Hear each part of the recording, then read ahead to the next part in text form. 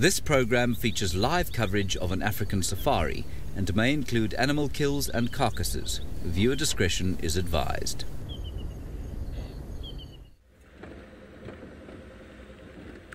Good morning, everybody, and welcome to all this, the school, KC High, for joining us this morning all the way from India. That's very exciting stuff. Now, if you want to ask us any questions, remember to just ask your teachers. But my name is Taylor, and on camera with me today is VM, and I am holding a spotlight, and I'm shining it around trying to find animals. Now, it's early in the morning here in South Africa, and we are trying to find lions. We have already seen a leopard this morning, very briefly, but he was running around into an area that we couldn't get him, so we'll see if we can maybe find him a little bit later. But my priority this morning is to find some lions. So that means we've got to search for them, and we've got to shine the spotlight. It's very difficult to see any footprints on the ground, so we can't really do any proper tracking just yet. And if I was going to, I'd have to have my face glued to the floor, looking for any footprints that may have been left behind. But it's a little bit, it's not really that cold this morning. It's just a bit cold when you start moving. Luckily there's a few clouds overhead, and hopefully, well, I think that's actually what's kept a bit of the warm air in, so we'll see how that all goes. But it's probably going to be a quiet start to begin with. Mariah, now you've asked about the most dangerous animal in South Africa. Every animal is dangerous. However, I'm going to say the mosquito, the Anopheles mosquito, is the most dangerous animal, not even just in South Africa, but the whole of Africa. And the reason why I say that is because it's the mosquito that carries malaria. That's the one that makes everyone really, really sick. So we can get it even here, where we are at the moment, but this is called a low-risk area. If you go into the cities, though, that are surrounding these safari reserves, then you can actually have more of a chance of getting sick and getting malaria, because it's spread by people. So we as people are what we call a vector. So a mosquito will bite us and the virus will get into our bodies, and then if a mosquito that doesn't have that virus bites us, it will pick it up. So that's no good. So we basically help spread it around. Okay. Right, now I had lion tracks a little bit further back, but I wanted to come and quickly just check down here to see if they didn't go this way, but I can't see anything more. The hard thing is, of course, trying to find these animals all by yourself. Okay, I think I go back. I think then we'll go all the way up where Taylor access. Iron lions are very fast. They can run faster than you could ever dream of running, that's for sure. They're really big cats, so they can run up to about 70 kilometers an hour, maybe just a little bit more than that, but they can't run that fast for very long. They don't have very good stamina. So, you know, all the marathon runners that run many kilometers, they've got good stamina. The lions and leopards and cheetah don't have that. But something like a hyena and a wildebeest and even who else has got good stamina? Wild dogs, they've all got very good stamina, and they can run around for a long time, much longer than the lions, leopards and cheetah can. They get tired and then they have to lay down and rest. Okay, so this is hopefully going to be a nice sandy road to see if we can find more footprints of those lions. But before I drive, I'm going to have to concentrate. But it isn't just me taking on the safari. You get to go to Kenya now with David, and he is watching the sunrise.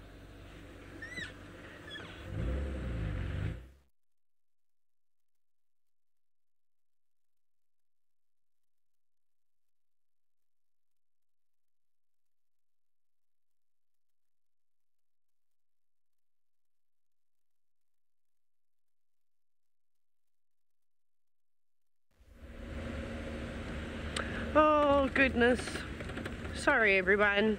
It seems as though there's some problems with David's voice. He's lost his voice. Oh well, I'm sure he'll find it again. Did you see some there? BM has just said he's Seen some tracks on his side of the road.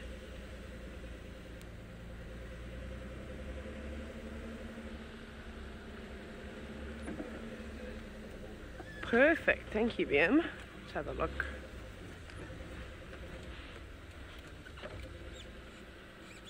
It is them. Wonderful. Okay, they're going up here. Now we start another search.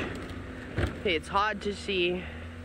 Very, very difficult to see the tracks on the ground. Right, it seems as though they've managed to fix David's voice. So off you go to the Mara to hear David for the first time and to see the sun rising for the second. A very good morning and hello, boys and girls of KC High School in India. Welcome to our safari morning drive all the way from Kenya in East Africa. We are in a game reserve called the Mara Triangle. Imagine a few minutes ago you were in South Africa, which is about 3,700 kilometers away or 2,300 miles from here.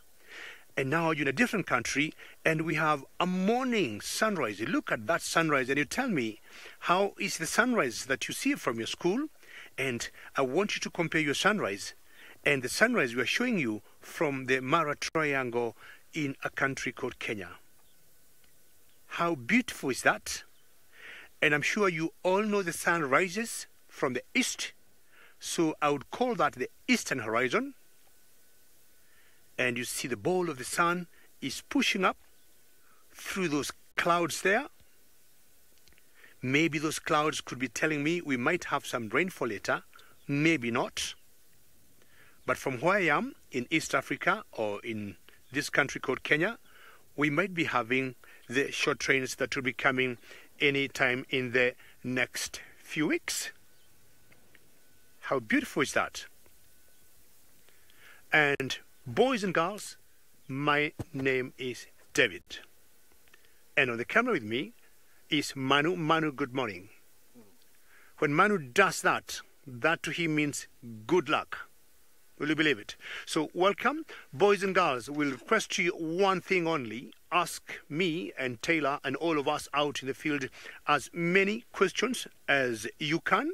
If you see a nice comment and you want to ask, are those African elephants or Indian elephants? Please, through your teachers, ask questions.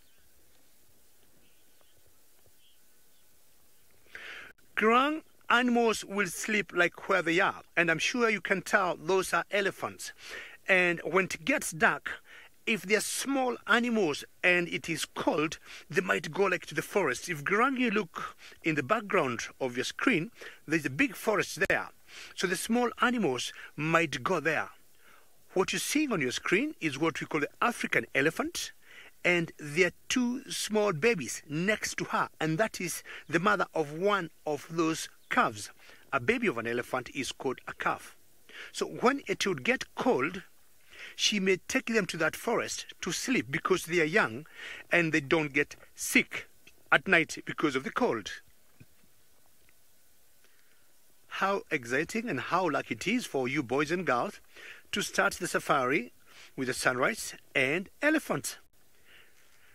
I'm sure you know in India you also got elephants, like what you see here.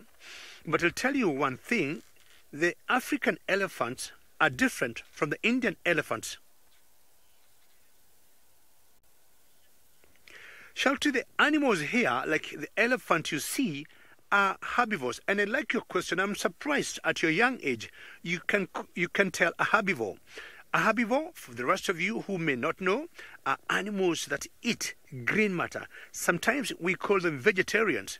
But we also have other animals that don't eat green matter or grass or leaves or twigs, but they eat meat, and we call them carnivores. If you look at that elephant carefully, you notice she is missing a tail. She got like a little stump, or her tail is missing.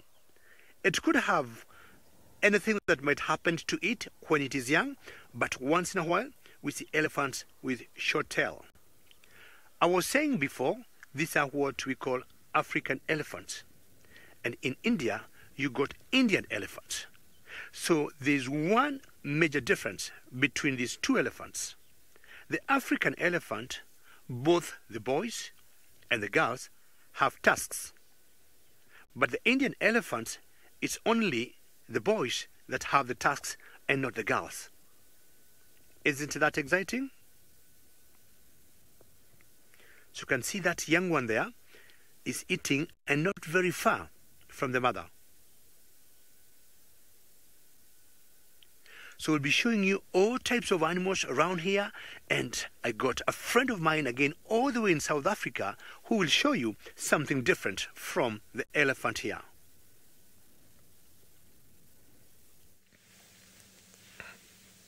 Yes, indeed. Thanks, David. I do believe this is your favorite bird as well as many people out here. Oh, and off he's gone.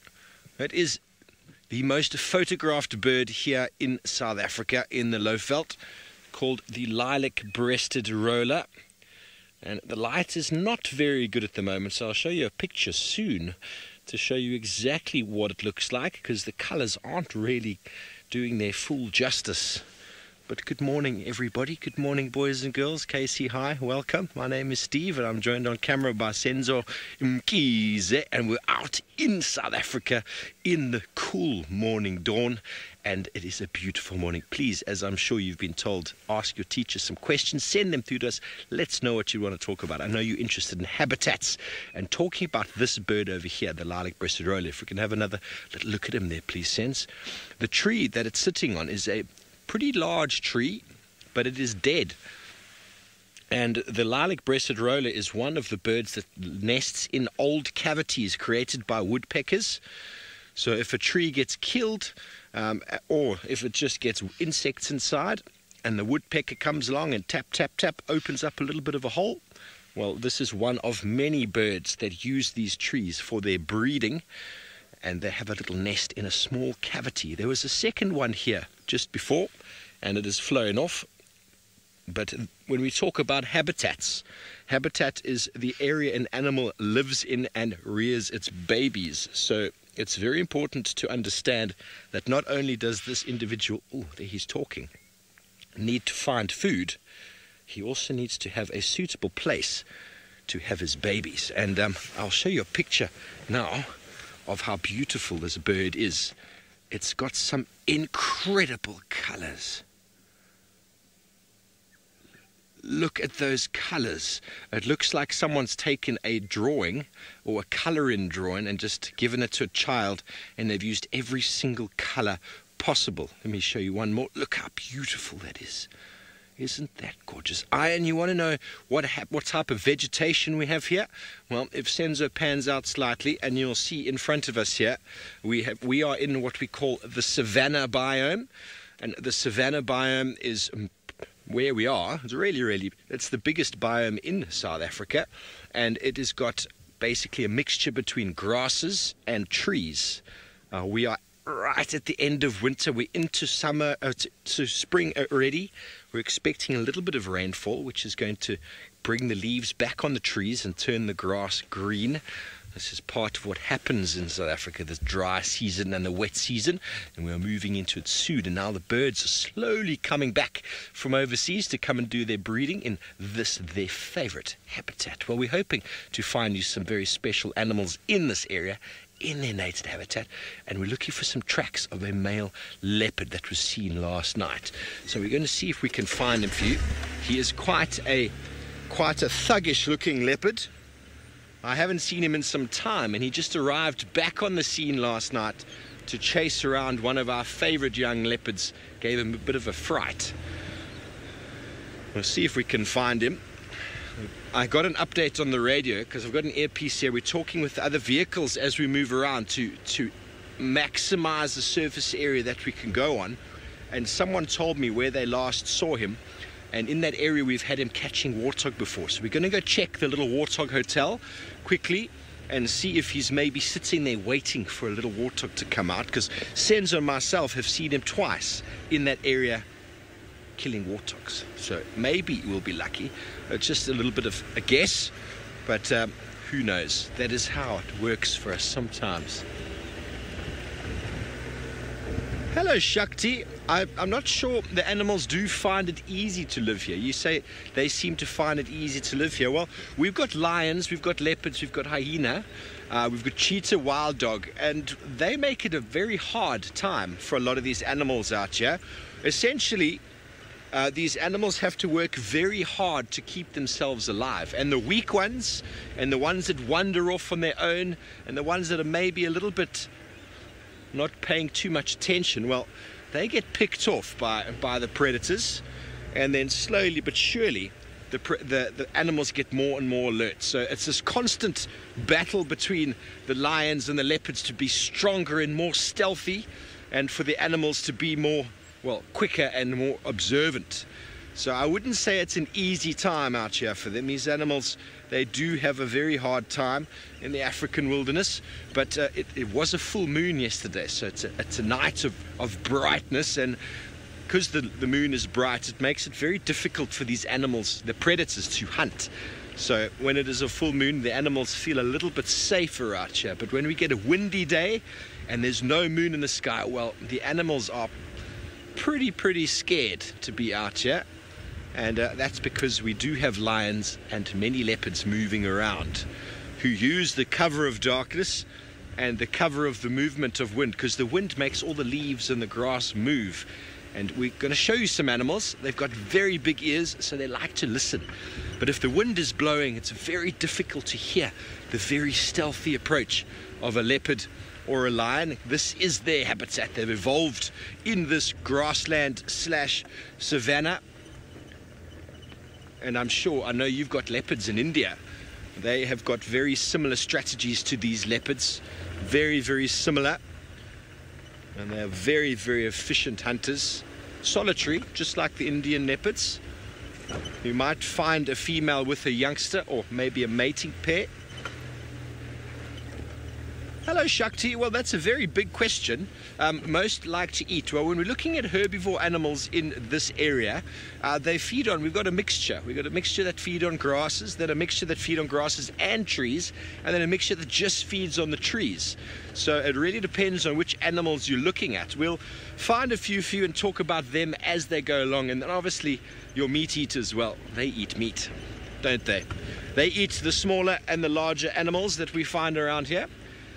And as I said, we're into spring, and hopefully the leaves of the trees are going to be coming back, because some of our animals are very hungry and are starting to get quite skinny.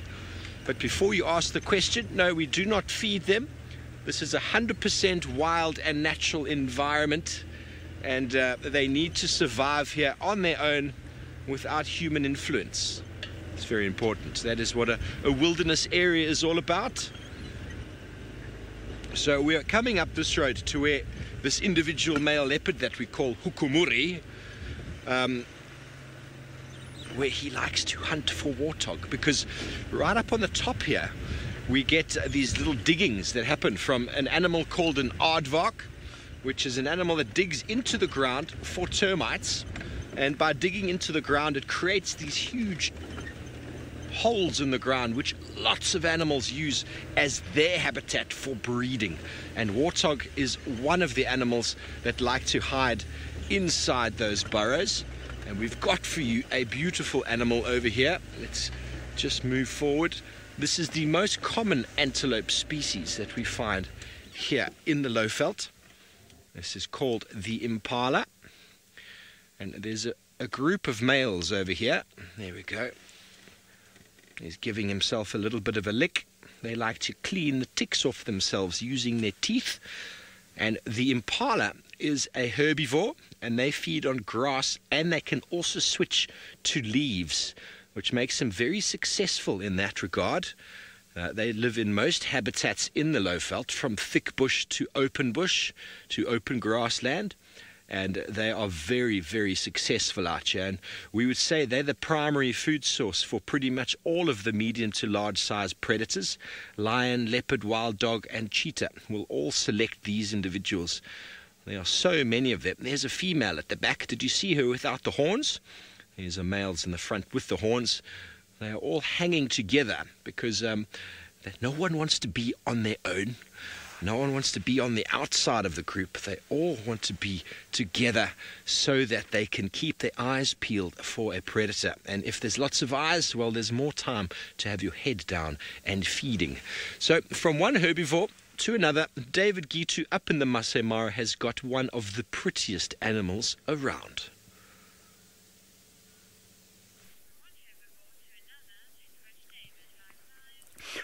Well, boys and girls, now we have a different herbivore. I don't remember who had asked me or which student was talking about herbivores. Now we have a bigger herbivore than what Steve had, and this is a zebra, and I'm sure you all know zebras. And just to let you know, zebras are my favorite animals or my favorite herbivores. Only for one reason. I have always liked the pattern or the stripes on the zebras, black and white. I'm sure you will be sending through as many questions as you can, as we have requested you. But in the meantime, I now want to pose a question for you. And I want you to tell me, are zebras black with white stripes, or are they white with black stripes? So if you can, tell me, do you think zebras are black with white stripes, or are they white with black stripes? Just look at them carefully and let me know what you think.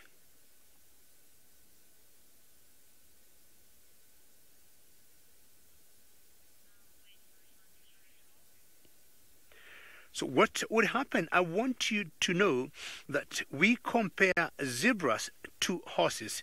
I'm sure you have all seen horses, and zebras and horses are in the same family. You look on the face, look on the mane, on the neck, and you can tell they're all similar in a way. Look on the tail, it's just like of a horse. So zebras and horses are in the same family. And of course, they are also herbivores, as I said earlier. And what they're doing, they're just eating grass.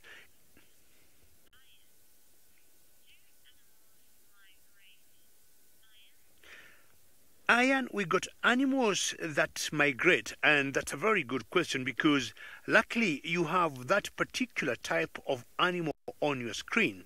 The zebras that you see there do migrate, and I'm surprised you can use the word migrate or migration. Very good. So apart from zebras, we have also other animals that migrate that are called wildebeest. So these two types of animals, zebras and wildebeest, migrate, and they move for thousands and thousands of kilometers. The other animals may migrate also, but they don't move as many kilometers. So the animals that move many kilometers are zebras and wildebeests.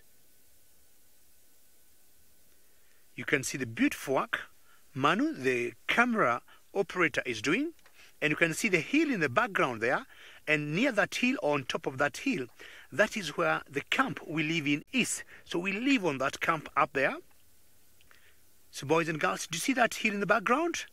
Our camp is around there, and from there we should have a great view of the Masai Mara Triangle. We can see the animals like the zebras you see there eating in the open area. So zebras in general tend to eat in such open areas, and they do not go in the areas that are thick or areas that are not very clear. And the reason for that, they want to be safe. They want to make sure animals that would hunt them, like lions, they can see them before they get them. So zebras, wildebeest will tend to eat in open areas like this.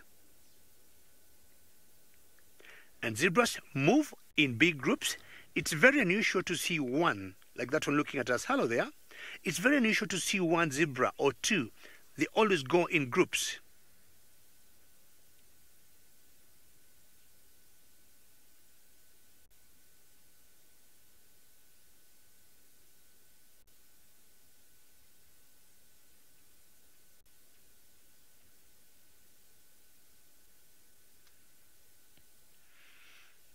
Very good light this morning.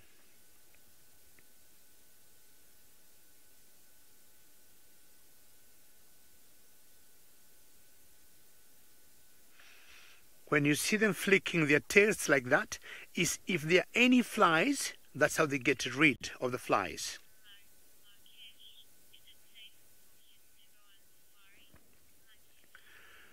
Marrakesh safaris are very safe to do. And what you'll do when you come here, I'm sure you'll be big, you'll come with your mom and with your dad. And we'll always keep you in the car. We are not going to have you out on your own. And so long as you're in the car, Marrakesh, it will be very safe for you. So one day when you get a bit older, or when your parents have the time and they have saved enough money, they can bring you to Africa. And Marrakesh can tell you it is very safe to come on safari. There are no concerns at all. All right, so we're going to be making a move. I'm sure you have enjoyed those zebras, and we try and go look for other different animals for you.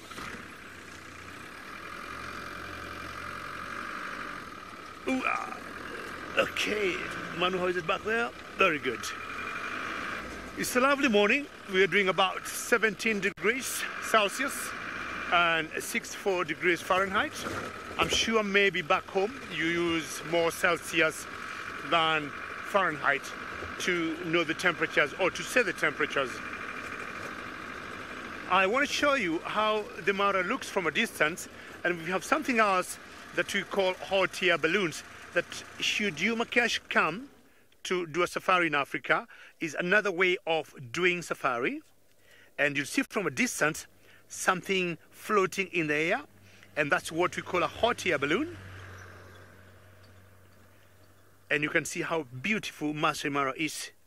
So we have all types of vegetation, open areas with grass, small little forest, big forests, scattered trees here and there.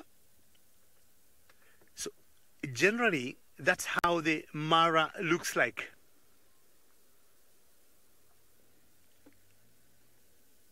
Isn't that wonderful? I would want you to compare the Mara to the area maybe near your school and tell me whether you have anything in common in terms of the vegetation. So we're just showing you where we are or how the Masai Mara or the Mara Triangle looks like. This is the game reserve we work in, and then you tell me how it looks where you come from.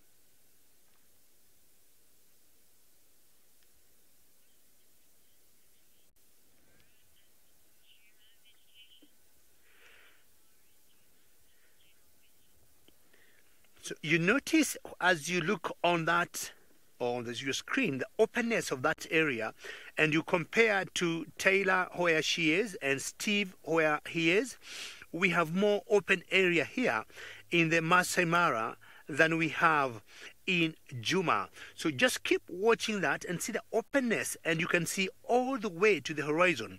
When we shall go back to South Africa, you will notice that we have a different vegetation and you have more thickets there than we have here. And that's why we have lots of wildebeest and zebras than maybe we may have in Juma in South Africa, because of the openness and the amount of the grass or the amount of food available where we are. Beautiful sky you can see there. Very good. You can see more zebras in the background there. See the amount of zebras there compared to what we were watching before. This is just the other side of the road from what we were showing you before. And I think those are so many zebras just munching or grazing there. And there are a few antelopes that, if you look walking there, that we call topis, T-O-P-I. So herbivores tend to hang around or to stay together. And when they stay together like that, should they see any animal or predator like a lion that would want to come and catch any one of them, they can always alert each other. We call that safety in numbers. And I'm sure once in a while, when you go out on a tour, your teachers always tell you to stay together so that nobody gets lost. So it's the same case here. Very good. We've got so many animals that like to chase the zebras, either to eat them or something. And now let's go to Taylor and find out what she is looking for. Well, we're not. Well, yes, we are looking for the things that like to chase zebra and topi, but there's no topi here where I'm driving around, not in this area. So our lions that we've been tracking all morning, we found their tracks eventually, we followed them, but unfortunately they go into an area where we cannot drive. We don't have traverse there, so we can't drive everywhere, unfortunately. There's only certain places that we can drive. So they've gone out of our area. And then that leopard I was telling you about in the beginning, he was just briefly seen now drinking water from one of the pans, but he has gone in some very, very thick vegetation, and we can't actually follow him. So we can just hope that eventually he pops out back on a road. There's just too many drainage lines and things for us to be able to drive there, and lots of trees all packed really closely to one another, so we won't be able to get through them. But he's hungry, obviously. He's a young male leopard by the name of Hosanna, and we see him all the time. And yesterday he almost got into a lot of trouble from a big male leopard who had stolen Hosanna's dinner, or lunch. This is actually lunch. So yeah, so he learned a very good life lesson yesterday. So leopards don't really like one another.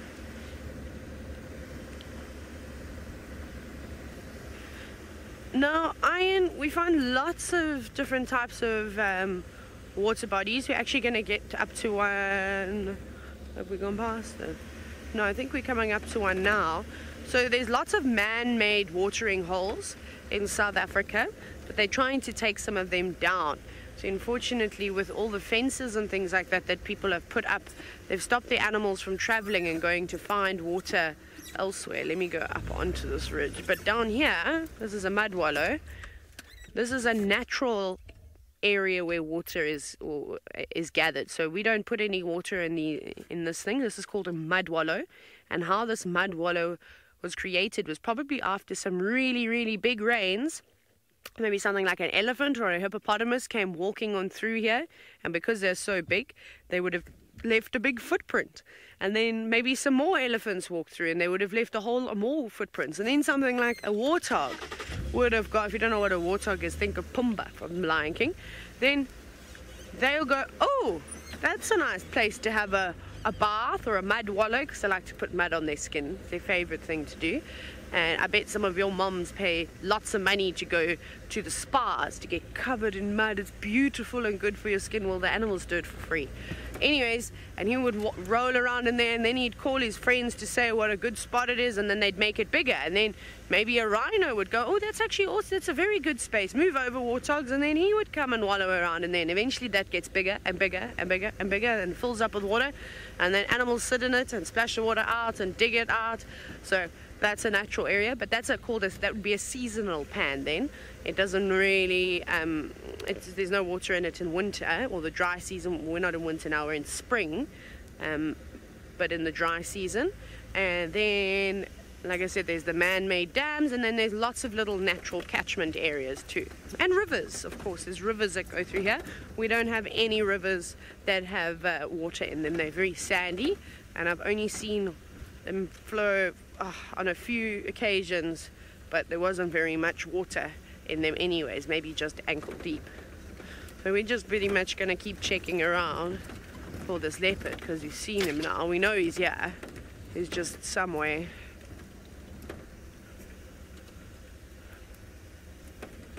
Maya, luckily Emma told me, because I didn't know what the temperature was, it's 19 degrees Celsius. It's warming up very quickly. I mean, I could probably take this jacket off now, but I'm just cozy, so I'm going to keep it on. But I've even got shorts on, so it really isn't too cold at all. It's nice. Today will probably be very hot. Every day it's so hot at the moment. It like gets to,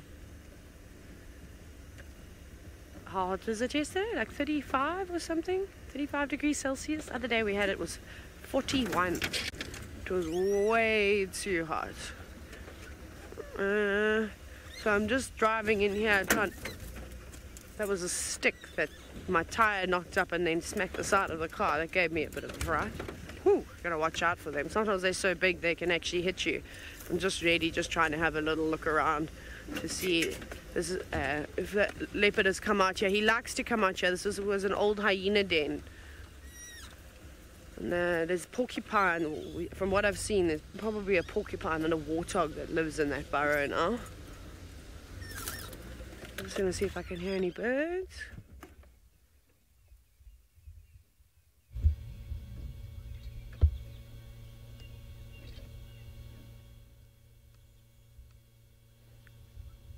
I'm sure you can hear all the birds, but they're not shouting that there's a leopard. That's what we want.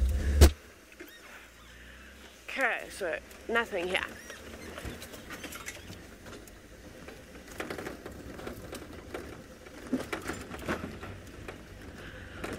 So it seems to be very quiet here in South Africa. Let's jump on board with Steve to see if he's having any better luck.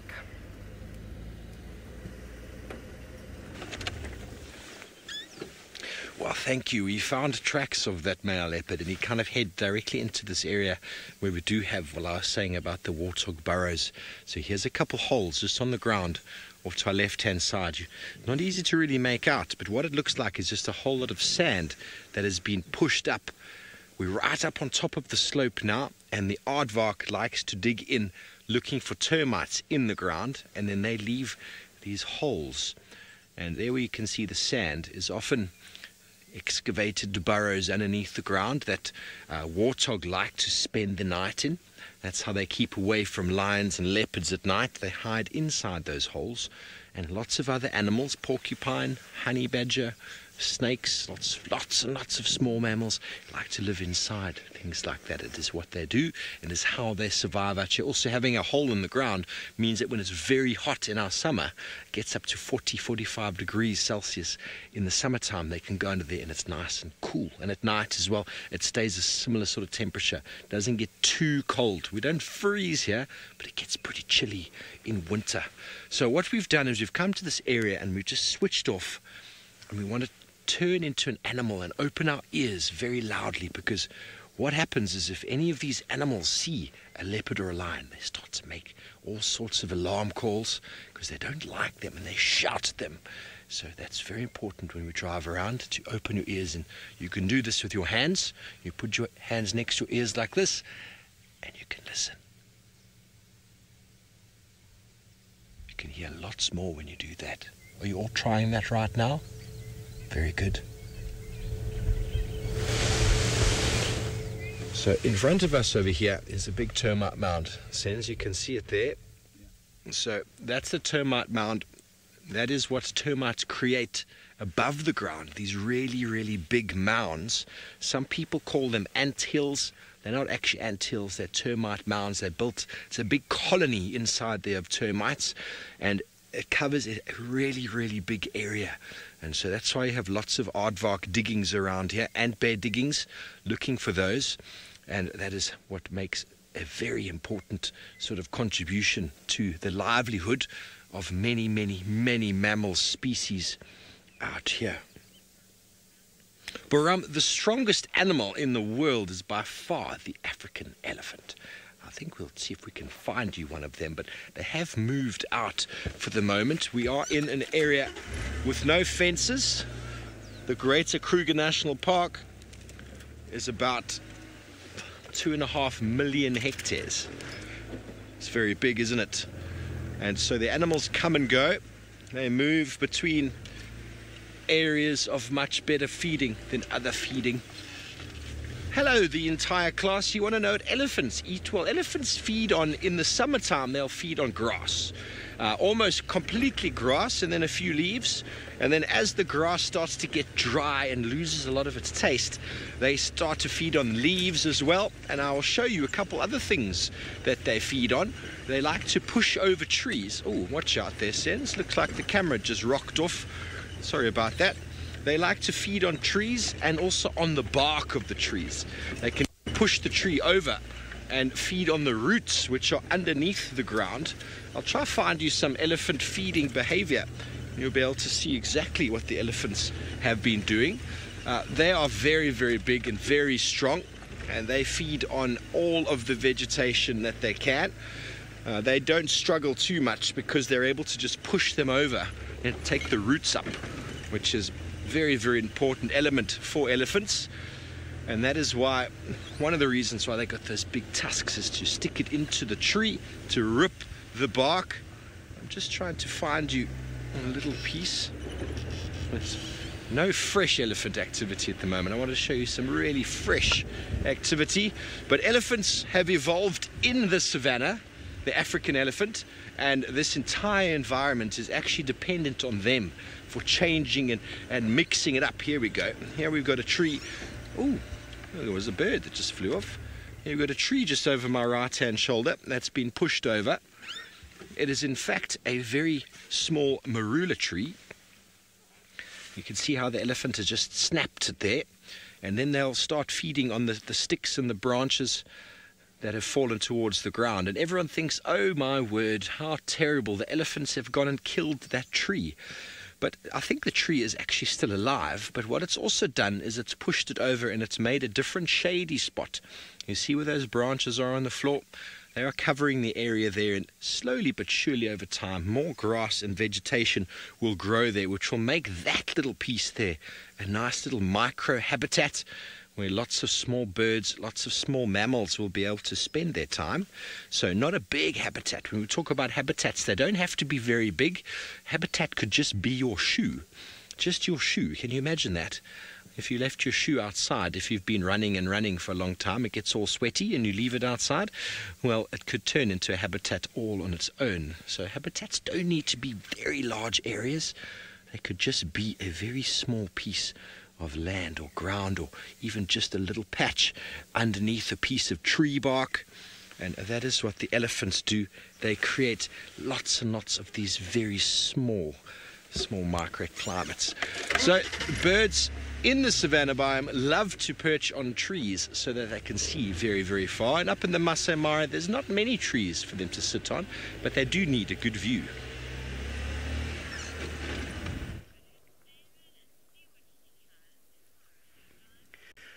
Well, we got an ego now from our zebras that we saw earlier, and I'm very happy. At least you all have a feeling that zebras are white with black stripes, and we're going to keep that debate going, because I'm sure in the very near future we shall have you on another drive again, because my friend who I'm filming with today is saying he thinks it's the other way around. So we shall be looking at that, but I think you are all correct from the answer you gave me on the zebras. We got an eagle here, and this eagle is called the long-crested eagle. And look at her, she's looking at you and saying jumbo jumbo. In Kenya, when we say hello, we use the word jumbo. And you can see the amount of wind that is blowing on her feathers. And we call her the long-crested eagle because if you look behind her head, you can see that crest or those feathers stretching out behind her head. And that's how she got her name, the long-crested eagle. She may look to be struggling to balance herself there, but she's there for a reason. If you look at her carefully, she is facing down, or she is looking down. She is doing that because this particular eagle feeds on what we call rodents. Rodents include rats or mice, and she's up there struggling to balance because she needs to see what is happening down there. If she sees, say for example, a rat moving or a mouse moving, she'll just swipe and fly down and pick it up. Apart from rats and mice, they also eat other smaller reptiles, for example lizards and skinks, sometimes small snakes. Most eagles in Africa will have feathers on their feet, and that's one big characteristic of all eagles. But we've got a few that don't have feathers on their feet. Look at the beak and see how hooked it is. And a hooked beak for an eagle tells you they tend to eat flesh or meat. So they use it just to get, for example, meat from the animal or from the prey they'll have hunted. And you can tell it's a very sharp beak if you look carefully there. It's like a sharp knife. And I'm sure you know people use knives to cut meat, so they also need that sharp beak to cut something. How nice. Hopefully this eagle will be lucky to get a rat or a mouse, but in the meantime, we'll take you back all the way to South Africa to Steve to say maybe goodbye to all of you nice boys and girls. And from me and Manu, bye-bye from us in Kenya.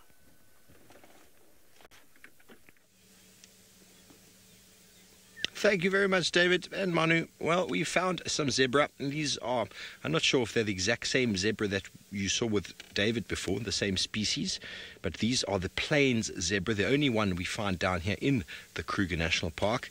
And what they are doing is they are feeding on grass on top of one of the termite mounds. And the reason they're doing that is that they feed on grass. That is what they do. They are grazers.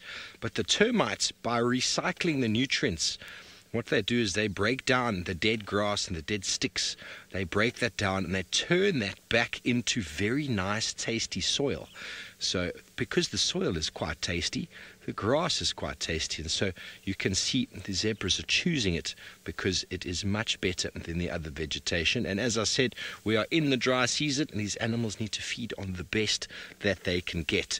Well, thank you, KC High, all the way from India for joining us this morning on your first school drive. I hope we'll see you again soon. I hope you learned something.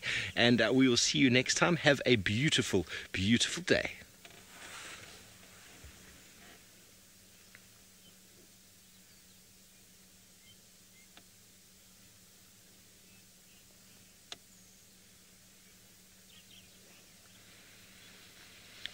Hello everybody, good morning around the globe to all of you joining us. We have been following up on tracks of Hukumuri. He seems to have gone west. So he only popped in for a quick little stint. He didn't want me to see him. Senzo and I have investigated the Warthog Hotel that he quite likes to visit, and his track's headed straight there. It's possible he's already been and gone. We didn't find him. So we're going to head off, pop our nose into the hyena den, and then head on towards our sort of eastern side of the property and see what is going on that side. If maybe Thandi and Columba would like to show their faces for us for a change, that would be fantastic. Oh.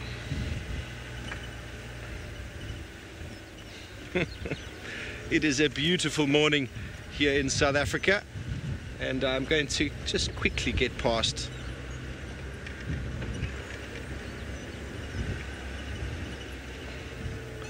Okay, well, we're going to go over to Taylor, who seems as she's doing a birding morning.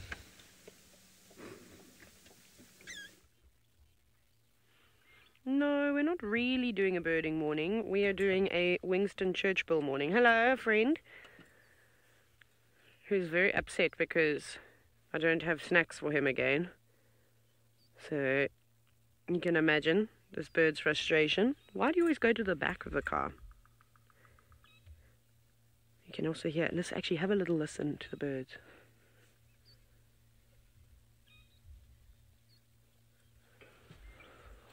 There's a woodpecker somewhere. Can you hear it? I don't think it's in that tree. Oh, monkeys. So the sound I wanted you to hear of the woodpecker is the territorial call of the bearded woodpecker. There was also an orange-breasted bushshrike calling, and there are 3 monkeys. Or maybe there could be 4. There might be 4 monkeys sitting on that tree. It's a bit difficult to tell, but they're all curled up. And there must be a troop that lives along here. It's a very clever spot to live. It's like where the only fruiting trees are at the moment. The jackalberries, there's lots of balanites trees. They're starting to get their leaves too. So it won't be long before their fruit starts to develop. Wonderful. I'm just quickly having a look. Now, so just a quick update on everything. Just to reiterate, because we obviously had the school drive. We saw Hosanna early this morning before the show even started. He slunk past us. And then he popped out at Gallagher Pan and he had a drink just before we got there. And then he went down the road. And do you remember when Sydney was following him on foot and had some great interactions with him on bushwalk? He's gone into that same area, so I know Sydney was struggling to follow him on foot. You can imagine with the vehicle, it's actually impossible. So we'll have to wait till he comes out, but he's hungry, so he's looking for something to eat. So off he went down on the drainage systems. Then Kuhumas have crossed into Buffalo's Hook. We checked all the way along Buffalo's Hook boundary just to make sure that they didn't turn and come back in, because they've done that quite a few times, and no luck just yet. So now we're kind of just driving along Hippo Pools Road, and I think we might do Cheetah Cut Line. I think maybe we'll even go down towards Chitwa and see what's lying that side. But other than that, I don't really know what to do now, because all our animals are gone. I'm so upset. I was so excited because I thought, yes, we're going to see lions on a kill. We've got 2 leopards on the property. This is going to be a great morning. It's overcast. It's nice and cool. Nope. All the animals have disappeared. They are hiding from us. Although we know them Kuhumas are just trying to find buffalo.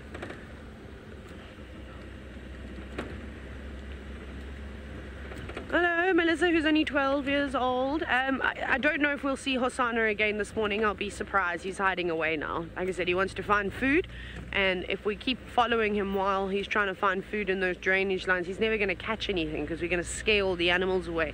These cars make a lot of noise, but we also can't drive there. The trees are too closely packed against one another, so I can't squeeze through the gaps. We'll see. I don't know about any other leopards. Maybe we just miraculously bump into Tandy. Yeah, I don't know. We'll just have to drive around and check. But so far, I have not seen any more signs of leopards. Steve might be your best option. It sounds like he's following up on Hukamori down to the west. So we're kind of just switching places at the moment. This is one of Tandy's favorite areas, though. She likes it up here. So I'll try and keep my eyes, well, I suppose all over the show, on the ground, and also scanning for animals. But she's a difficult one to try and find. She is a really difficult one. She just does loops and laps and serpentines and figures of 8s, and virtually impossible to try and find her. I wouldn't mind spending some time with a herd of elephants if we can find them, although they seem to be few and far between at the moment.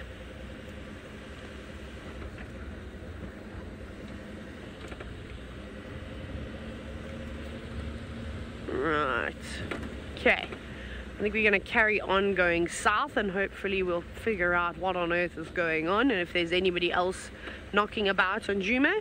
Back you go to David, who seems to be having a lot more luck with just all the animals in general.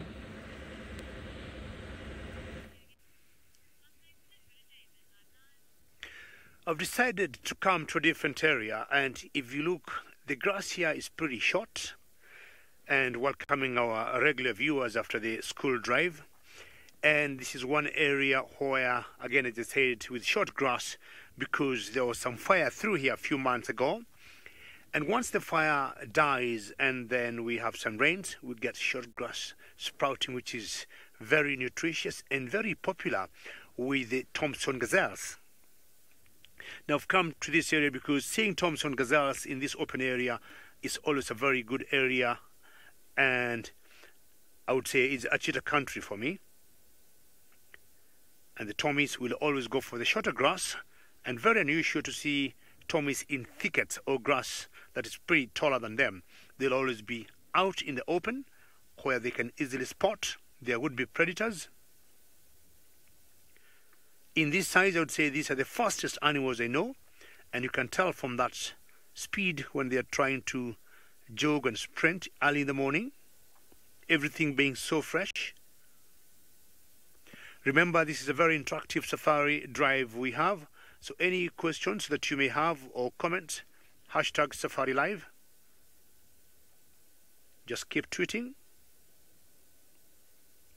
So flicking the tails, I've never truly understood, is it because of flies or is it more of a reflex?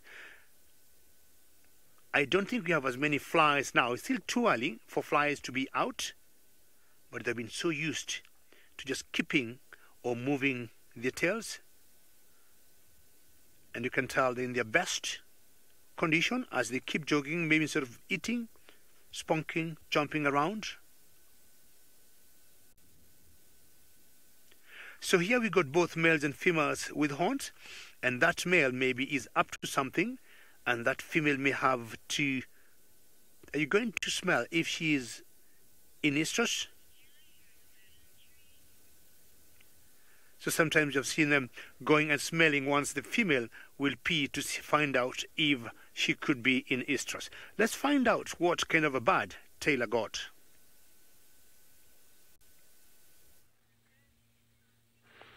A really, really cool one. It is the favorite of a lot of our viewers, or a lot of you who are watching.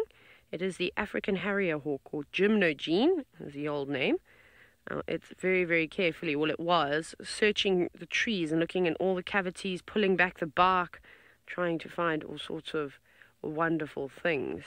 That was nice. It's amazing how agile those birds are on the trees, but just a very quick view, I'm afraid.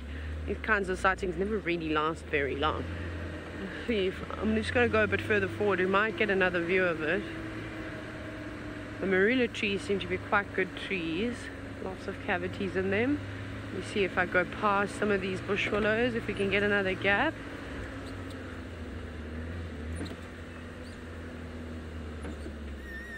There we go. It's just flown down onto a smaller branch.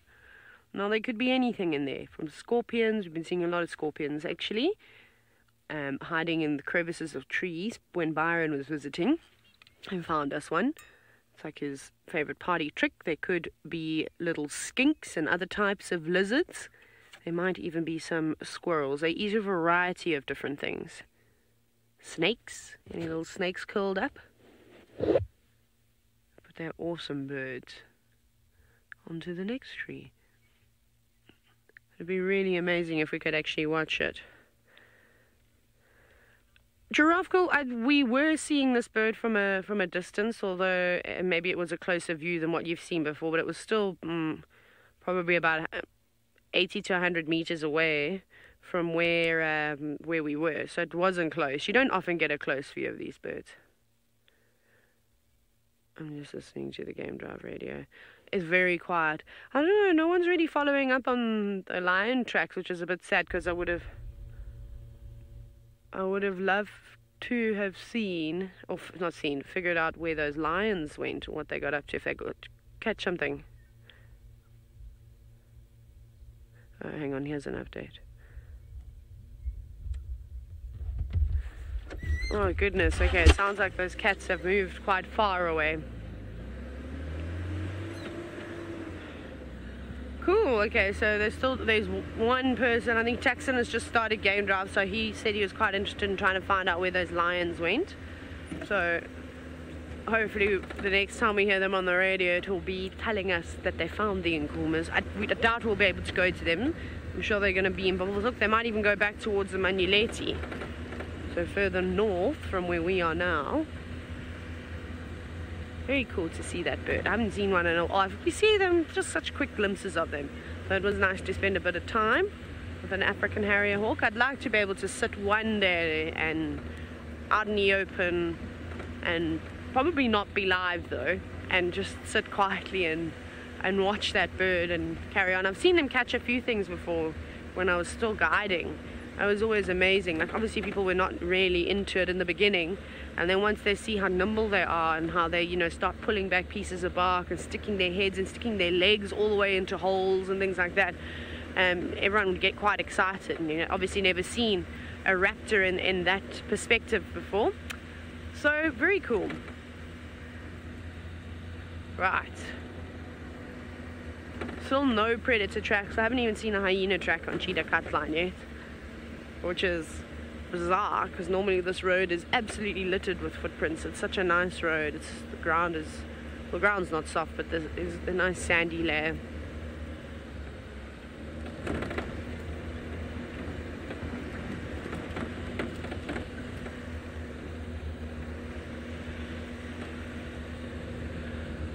Sarah, I'm still waiting for 100% confirmation, but it's looking very likely that it is the older Talamati male lion that is with the Nguma Pride at the moment and following the younger male around. But we're still just waiting for, I think, 100% confirmation. I know Michael Fleetwood has been working hard at it, and I actually honestly don't know where half of you find all the pictures from. Like, someone pulled up a picture from like 1997. I'm joking there, but it's like that far back. I don't know how you guys do that investigative work. I'm not tech savvy enough to do detective work on the internet, unfortunately. I think my stalking capabilities are limited to Instagram, and then that's about it. And that's all.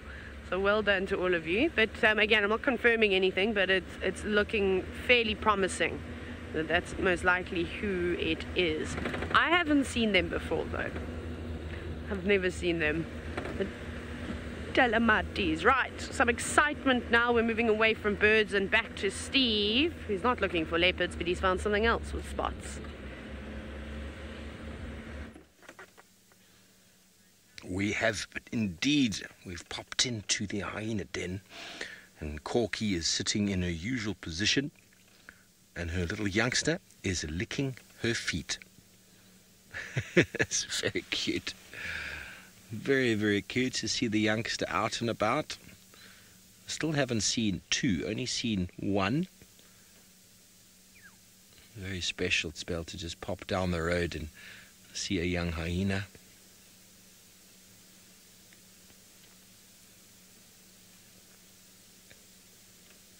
As we arrived, it seemed like it was actually busy suckling, and it's just moved behind the safety of Mum's back leg. Now she's wrestling with it with her teeth. Teething issues, I suppose. Later on in life, she's going to have a formidable jaw bite. Yes, everyone's excited to see the cuteness unfold here. There we go. Look at how formidable that one looks. It's just a baby bear, as everybody says. We're very blessed to be able to get views like this, and it's because we are sensitive. We don't just go careening in there. We're a good 35 meters from the den site, and because you've got nice cameras, there's no need to go any closer, is there, Senzo? Nope. So by this way, you can view the female and her youngsters very, very sort of sensitively, because whenever it comes to babies, it's very important to be extra, extra sensitive.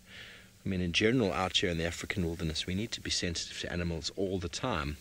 But when it comes to youngsters and den sites, if you influence it in any way, if you go too close or you just impede the animal's movement, you can cause them to abandon the den site. You can cause them to move off.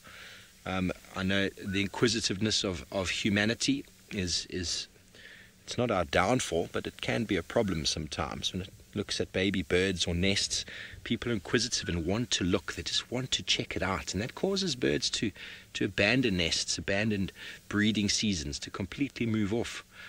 So I know we all want to see things, but sometimes it's best to be very sensitive and let nature unfold on its own. And this little youngster is stuck up behind Mum's bottom.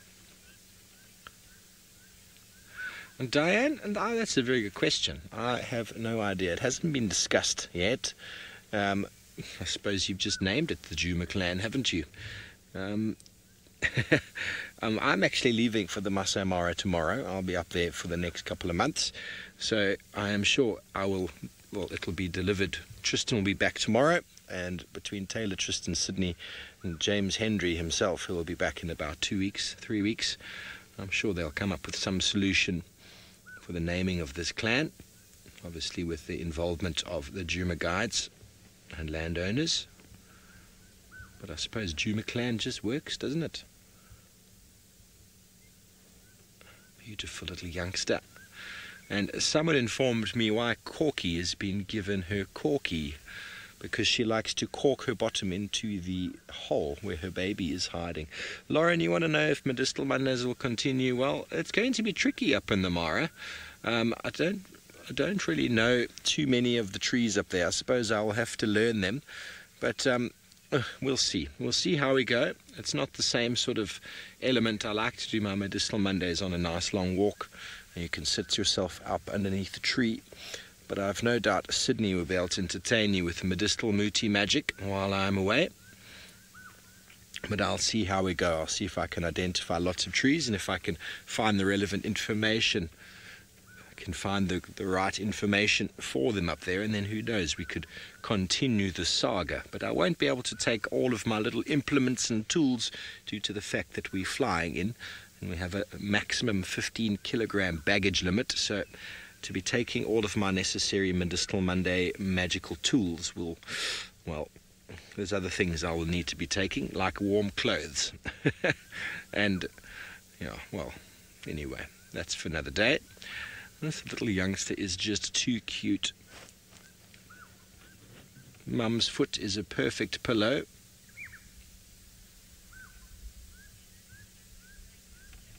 Okay, well, it seems like Taylor has got his small carnivore. Let's quickly go have a look. We do. We have a jackal. Now, it looks a little bit mangy. We're very far away from wherever I've seen our very mangy friend, that jackal that used to live at the airstrip. We're not anywhere near there. We're on Chitwa. But this one definitely has it. Or maybe it's recovering. It's hard to kind of say. But either way, I mean, I'm hoping it's going to be the other one. But that other one was so desperate. It was so thin. And it was middle of winter, it was freezing, it didn't have any hair on it. So for those of you that don't know what mange is, it's a parasite that feeds on the hair follicle of animals. And we do see a lot of it out here. It's not uncommon. Can you hear that, Liam? All those birds.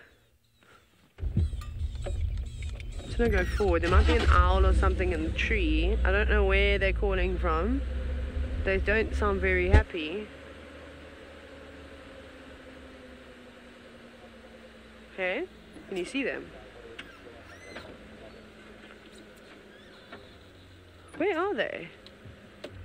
There's a blacksmith lapwing on the termite mound. I'm just trying to figure out where on earth these other birds are. Oh, yeah. Oh, it's the testicular actually alarming at the jackal. You see this tree? Yes, it's in one of those little branches. If you go to the right a little bit, not on that tree, on this, there we go. Here we go, you can hear the rattling testicular.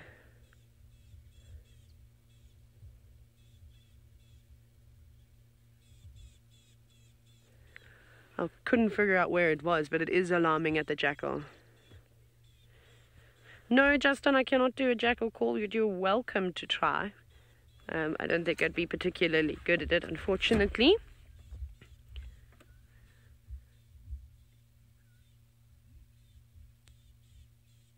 I don't know if that other jackal had any distinctive features, like, any nicks in its ear or anything. This one seems to kind of be quite clean. But again, it's very far away from where we last saw that jackal. So the chances of it being the same one are quite slim.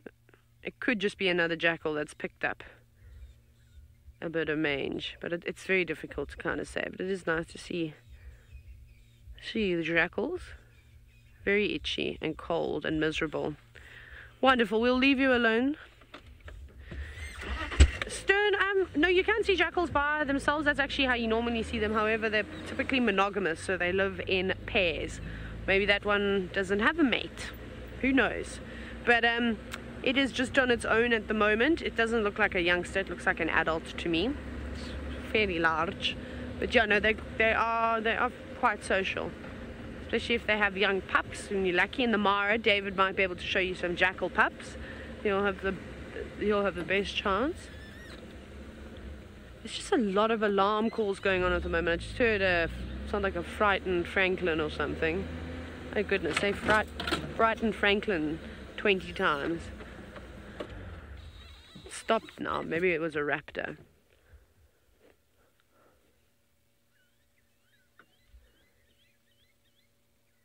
No, nothing. Probably just one overreacting, as usual.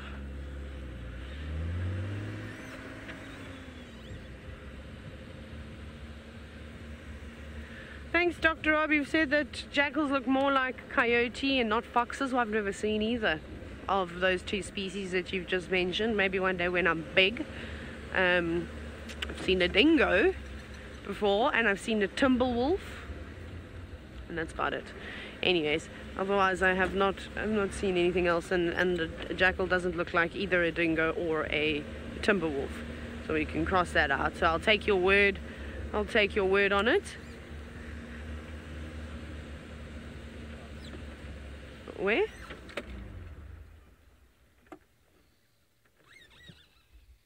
Okay, we're going to go and figure out what's going on behind us, because the birds are losing their minds.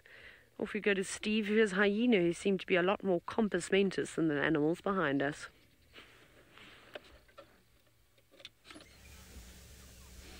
Yes, well, there's the little youngster. He's really snuck up and hiding in amongst Mum's legs. Oops, Mum just pushed it down the hole. Gorky, that wasn't very nice. I think she might have heard something, had a little bit of a lifted her head for a second. And now the baby has just scuttled back down into the cavity.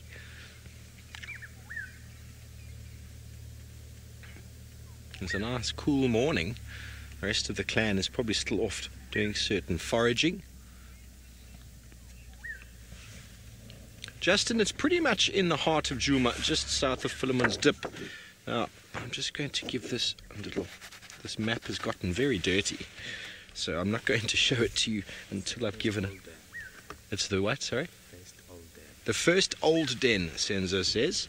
We're just here by Philemon's Dip. I'm just going to give this little map a wipe before I show it to you, because it is covered in all sorts of dirt and coffee, I think. Give me 1 second. Once it is looking a little bit more pleasing to the eye, I shall be showing you. Okay, here we go. It's a bit scratched though, but here we are just over there. Here's the den site, right here. They've denned here before. This is a den site that we've been checking for months and months and months. There's actually 2 termite mounds quite close to each other that apparently they're denned in. And so this gives them access really to every place on the property. Treehouse Dam is just here.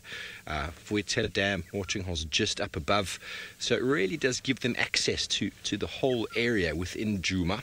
So we're very, very fortunate. Remember, Thandi spent a lot of time in this drainage area here over the January, February, March period with Tlalamba. Hukumuri was found here last night. Well, Senzo left him about there, and then his tracks went all the way across here, and we left them crossing out in this direction. So he's done his usual sort of route, and so there we go. That is where the hyenas are this morning. And very, very nice to be able to spend time with a den site just before I head up to the Mara. I was looking forward to seeing hyena up there, spending some time with the North Clan, and there are many, many numbers, 70 or so of them. That's one of the things on my bucket list, to see a huge clan of hyena coming in and chasing lions off a kill. Scott and Brent were seeing some magical sort of interaction in that regard. So that would be very, very special to see. We don't see those sort of interactions here. These hyena are very skulking, and they sort of come close to lions, but they don't get very close. The Nkuhuma pride has no tolerance for them whatsoever. And Hosanna just gives them a stare down. He's not too concerned, but, you know, that's why they've got to hoist their kills, or they will lose them. But in the Mara, you see the clans just completely overwhelm the prides of lion, which is really something I'm looking forward to bearing witness to. Just the sounds that go on when a clan of hyena get very excited, tails up, moving in their masses to outcompete the... Laura, you want to know about siblicide in hyena cubs? I mean, it's documented. It is documented, but I've never witnessed it myself. It's something I've read about, but it's only really something that happens with a dominant female at the matriarch, that invariably the one young female with a sibling will essentially, they say, kill the other one, and they reckon that's got something to do with the genetics of the testosterone that the young female might have kind of accepted from her mother, and that ability to kill one's sibling is what will give them the cutting edge to be matriarch one day. That is kind of the story behind it, but I don't know too much about it. I've never witnessed it. I haven't spent enough time with hyena to actually see two cubs together and then one actually killing the other one. There's definitely dominance that goes on between the two. Or the three, or however many pups there might be within the new clan. There's definitely lots of dominance that goes on, but I've never actually seen siblicide take place. It's very commonly known in your large raptors that they will kill the second chick, and that is all to do with competition, and it also gives them the cutting edge to be a successful fledgling when it comes to eagles, that is. But it doesn't make too much sense why you would want to kill your sibling. It just means you get more food, I suppose. But that whole ability to kill one sibling when you are very young gives you the sort of the mental power to eventually become the matriarch. But as I've been reading of late, and lots of viewers have been commenting, information on hyenas is changing, and so I think now when I go up to the Mara, I'm going to be spending a lot more time getting deep into the actual details of hyena clan activity. I'll spend some time with the researchers up there and get some first-hand knowledge of what they're seeing. But anyway, we're going to move on for the den side shortly. We're going to head towards the east, see if we can pick up on any tracks of maybe the mating pair or even Thandi and Tlalamba. But while we get prepared to move around, we're going to go all the way back up to David in the Masai Mara. I'm not sure what he's up to, but I'm sure he has got something very, very interesting to talk about.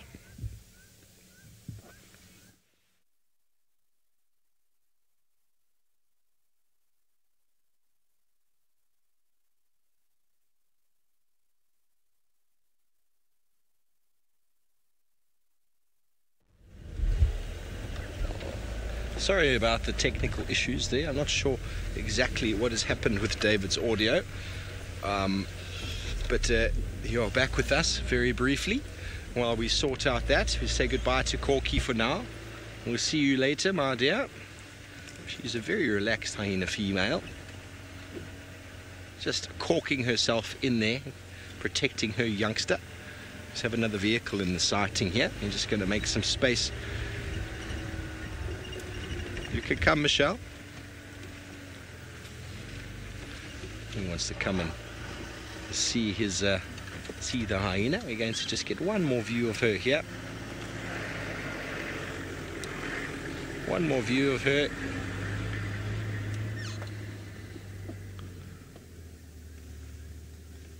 And now that we've allowed the other vehicle in, we're going to move off. Don't forget, folks, this is interactive and we are live, and we'd love to hear from you. Drop through the hashtag SafariLive any questions or feedback, comments you might have, or drop it on the YouTube stream. It sounds like they might have figured out David's audio issues up in the Masai Mara. So let's go all the way back up there and let's say good morning again to David.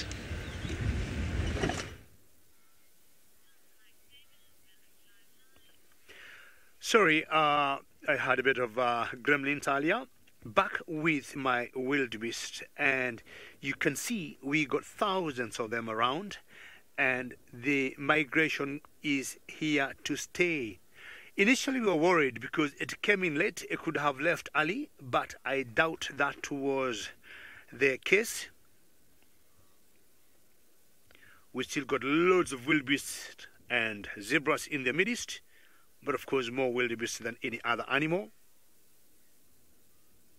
And what a spectacle this normally is every year when they come around in the Mara Triangle.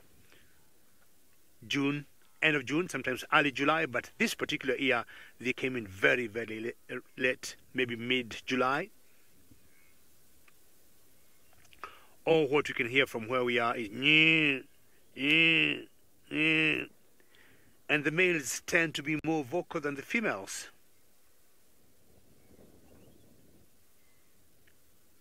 Not any other species of animals I know of that move in such masses than the wildebeest. Most of them are definitely pregnant now, the females. And when they head due south towards a park called Serengeti National Park in Tanzania, they'll be getting there, say, by end of January, and come mid-February that time around, they'll be dropping their calves.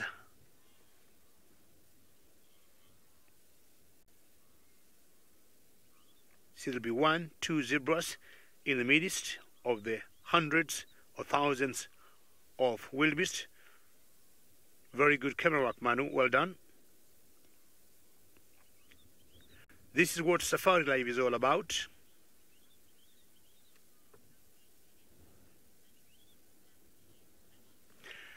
Annie, it depends. I mean, I have always watched wildebeest, and for no apparent reason, should just one of them jump, like they have seen a snake, or they have seen an imaginary lion and is a stump, you'll notice all of them will just get spooked and stampede going in an area or going in a direction where they think they'll be safe. So if one of them just mistakes or miscalculates or misreads a situation and she or he runs, Annie, everybody follows suit. And then they'll turn around and just like, ask themselves, why did we have to run? That happens very many times. Like, Annie, when you watch them crossing the Mara River and they decide we're going to cross from here, and then 1 minute they think, well, we might be having a crocodile here, and all of them turn around and out of the water, even if it's a rock they had seen, that's exactly what they do. So, this is the savanna wilderness that you see here, and the trees you see in the background are the torchwood trees, or the balanites, which are very iconic trees of the Mara Triangle. How beautiful is that? So the reason we came here, we have a pride of lion that we follow called the Sausage Tree Pride, and they have 2 small little cubs. One of the females have 2 small little cubs, and this is the area they tend to hang around. And my whole idea today is to just come and chance if we could see those cubs, which could be exciting. But apparently also because this area was also burnt the other day and the grass is short, there's a possibility we might be lucky and maybe see a cheetah around. You can see the vultures flying out there. Good work there, Manu.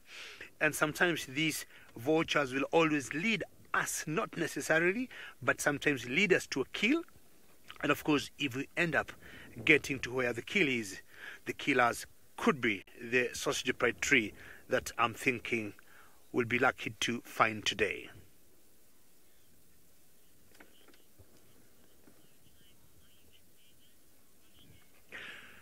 Right now, I would say we are on the eastern side of the Mara Triangle. We are the eastern side. I would say more southeast of the Mara Triangle. That's where we are. More of southeast of the Mara Triangle. That's exactly where we are. And the pride of lions I'm talking about, the sausage tree pride of lions, tends to remain in this area. They don't venture very far from here. So we're in the southeast of the Mara Triangle, Roshni. All right, we're going to make a move and see if we'll be lucky to get this pride of lions and see those cubs. Personally, I have not seen those cubs.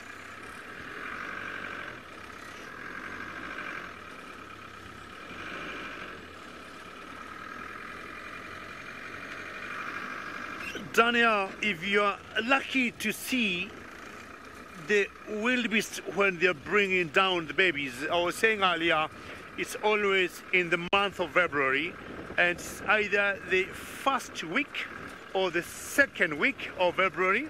They drop about anything from 500,000 babies to 600,000 babies. So will you believe that? 500 or about 500,000 babies in a span of 2 weeks. What I just saw, Manu, there, sorry to ambush you, I'm seeing a vulture either lying on the ground there. Not sure that should be a very good angle for you in terms of light, but it's rather unusual to see a vulture there, and not sure she's sunning herself or there's something wrong with her. So Daniel, yes, the wildebeest will drop about 500,000 babies in a span of 2 weeks, in the month of February. There's a vulture there, and that is called the Rupert's griffon vulture. Rupert's griffon vulture. And I have no reason to, I can't understand why she's laying down there. I would guess she's not dead.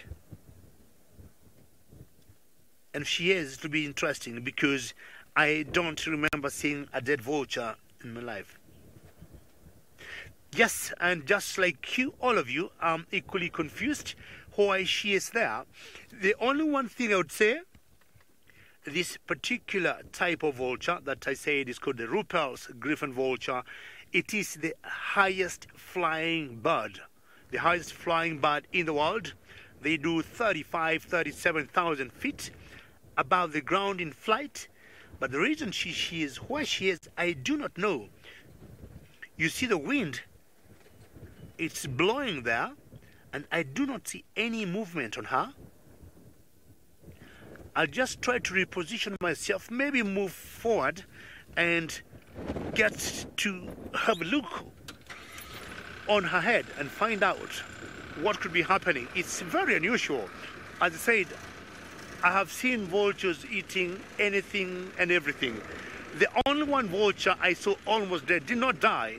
It got a small little whack or slap from a lioness way back, but it took off and it survived. Now I'm just going to watch the head and see if it's blinking or if it's going to move the head, because this is rather confusing. Manu, tell me at what point you want me to stop. Keep going. Yeah. Tonight we want to find out, because I can't see her breathing either, but the head seems to be raised from the ground, Jeanette.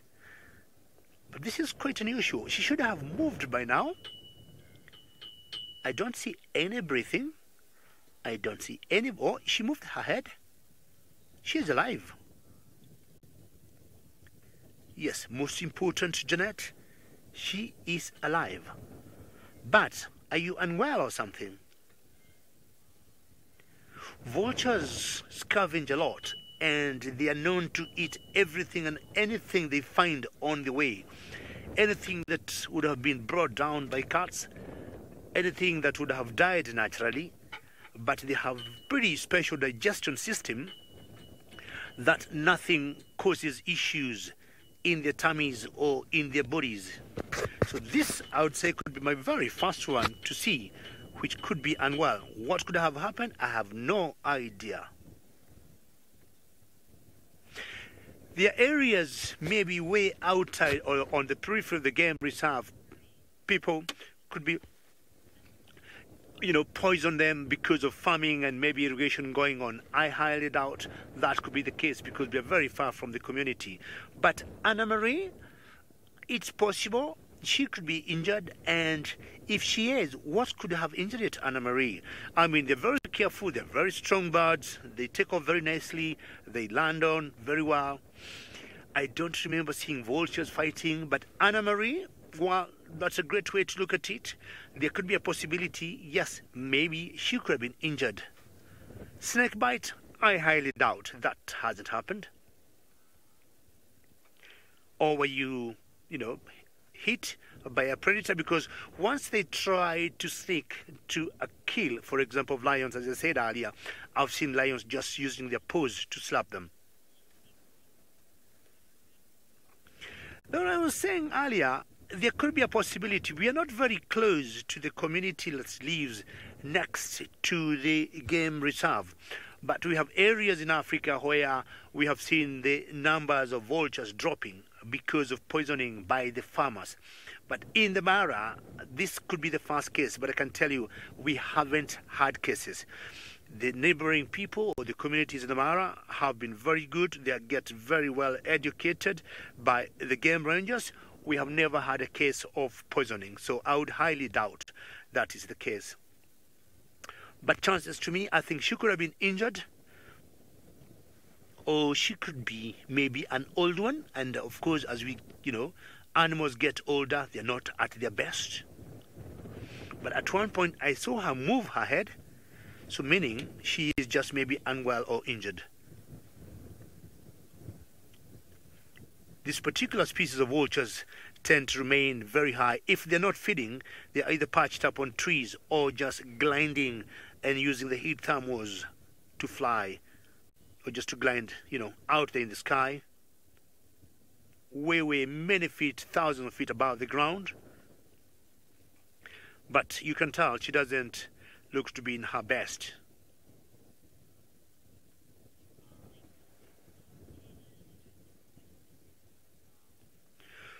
Well, I'll spend a few more minutes here and find out whether she'll move and know what could be the problem. But in the meantime, let's go across to Taylor.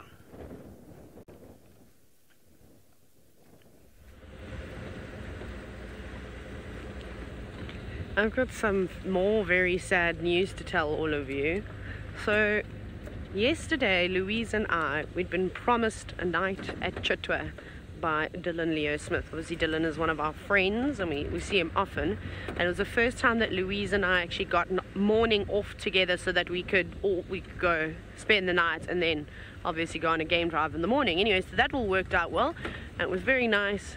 I'm going to sit with these warthogs while I tell you this very sad story because I think we're going to need some happiness here. Anyways, we had a wonderful safari, saw all sorts of animals. We saw the Styx Pride. They're looking really good and they were fat the night before, not last night, the night before that they'd killed a wildebeest, which was awesome. And there's still, presence that there's mange there, but it's much better. It's the best I've ever seen them, which is awesome. Then we came across Sibuya's 2 cubs. Sibuya is a leopard, for those of you who don't know. I've never seen her before. She kind of just hangs out of our traverse. She sometimes pops onto Juma. Anyways, her cubs are about, I don't know, between 7 and 8 months old. And we got to see both of them, and one of the little girls posed so beautifully on a termite mound for us. However, she's just been killed by a big male leopard. The one cub is a lot more relaxed than the other, and unfortunately it was the cub that was very relaxed. And they don't know who the leopard is. I saw his tracks on the floor. It's a big male leopard. They think it is, they don't actually know who it is, but it's apparently a male with a big scar above his right eye, and he's going south back towards Mala Mala now. So they are suspecting that it is a leopard from Mala Mala, but unfortunately nobody really got a good view. But maybe a guest managed to snap a photo. I believe it was quite a quick sighting. Very sad. But that is the way of life out here, and that's kind of just how it goes. And that's what if it's not that male's typical area and he comes across leopard cubs that he knows are not his, he is unfortunately going to take them out. But very sad news, and it's just happened now as well in the last 30 minutes or so. So that's not good, but again, it's just one of those things. Warthogs, be careful, there's a leopard on the loose. But I know a lot of you are going to be very sad and heartbroken again, but we must remember that this is nature and this is how it just is. Remember, nature it shows no mercy. And those leopards don't know that we look at it. Well, I don't, but some of you may look at it and go, it's wrong and it's not fair, but it is. It's just how it is. That cub was very relaxed, and perhaps that's what got it into trouble, whereas its sibling would slink away from the vehicles. And maybe it didn't even see that leopard coming. I'm not really sure what exactly happened. I'm hoping to find out a little bit more, but I just wanted to let you guys know before any serious rumors started spreading. But quite crazy. And the leopard cub is in a tree. The male leopard has taken it and put it in a tree, so I don't know if he's going to come back or what he's going to do. But these warthogs are having the best time ever. They're like digging for roots. Look at them go. Making big holes in the ground. Luckily they're not doing it on the airstrip road, because I don't think an aeroplane would, not the road, so the runway, an aeroplane would specifically like to fall in a warthog hole. There's really not much for the warthogs to eat in terms of the top parts of the grass, but they're lucky. Impalas don't dig for, well, they also don't really eat roots. Look at all the dust there. So warthogs are awesome in that perspective, where they can actually utilize the part of the grass that's probably still alive. remember with a lot of these grasses is that they'll last a year or two, and even though they go brown and grey on top or completely disappear, their root system is still underneath the soil and kind of just dormant, waiting for a bit of rain. So that's what they're going to be feeding on now, and that's where all the nutrients will be held to, is also in those roots. So it'll be a nice little sustenance boost for these piggies in this harsher time. But they're very relaxed. Obviously, if they're on the edge of the airstrip, they must have aeroplanes landing and going past them all the time. And maybe they even live close to Chitwa Lodge, which is why they are potentially so relaxed too. But lovely. Okay, we're going to carry on. I don't think there's much more on Chitwa, unfortunately, in terms of big cats, unless we find something ourselves, so we will try. We're just going to hug this southern boundary of Chitwa. We're going to drive it. And just sort of have a scratch around. I also don't know, I'm unfortunately not going to be able to answer too many more questions about the leopard sighting until I can find out more. Yes, and I sort of said those pigs need to be careful, especially if Hukumori is around, although I think he's gone a bit further west. So Chitwa, from where Steve had the tracks, it sounded like he was towards the repeater, so far to the west, and we are much further southeast. So I don't know, he could have looped around and come back. He doesn't really spend much time on Chitwa anyways. I think he's going back to his home turf now. I think that is the case. I always make the mistake and go straight, and then I end up on a property I'm not supposed to. So I've now learnt my lesson, and I don't go straight. I take this side road. Covered in dust, all of a sardine. I'm looking forward to some rain, although I don't think it will rain today. I think these clouds will burn away and we'll go back to being an exceptionally hot day. I'll have to try remember to put sunscreen on. We'll try. We will try. Oh yes, I did say that yesterday, that I'm going to have to put it on twice. Well, I've put it on my hands already, so I filled up the car and with fuel, obviously, and doing all the checks and things like that and wiping the car down. I cannot stand having dirty hands. It's the most... I can't tell you how it freaks me out. Don't mind if my hands are covered in mud and I'm working and I'm doing something, but as soon as I've finished that task, I need to wash my hands immediately. I have the weirdest little quirks. Anyway, so I went in and I washed my hands, and I probably put about soap on about 500 times, and I feel like I stripped all the natural oils from my skin. Sorry, Viam's just going under trees a little bit. And the elephants have kindly dug the roots up on that tree and pushed it a little bit over. Anyways, and I then was too far to walk back to my room to go and get moisturizer, so I just used sunscreen as moisturizer. I don't know if you can do that, but I did. It was quite nice. It's not bad. I could probably do with a little bit more. Once you get fuel on your hands, it's the worst thing ever. I can actually still slightly smell it. I'll have to put more on because at least it smells like coconut then, the sunscreen. It's nice. Okay, let's go, because I don't think we're going to see any predators at this rate. They're hiding from us. Let's ask for a big herd of elephants with lots of little babies, Viam. How do you feel about getting trumpeted at by a little elephant? Viam says a big bull. I'm still gonna stick with baby elephant. Right. Okay. I'm not sure where Steve is and what he's up to. Perhaps it's not Medicinal Monday, but I don't think he did Medicinal Monday yesterday. Maybe he's gonna have to tell you something today.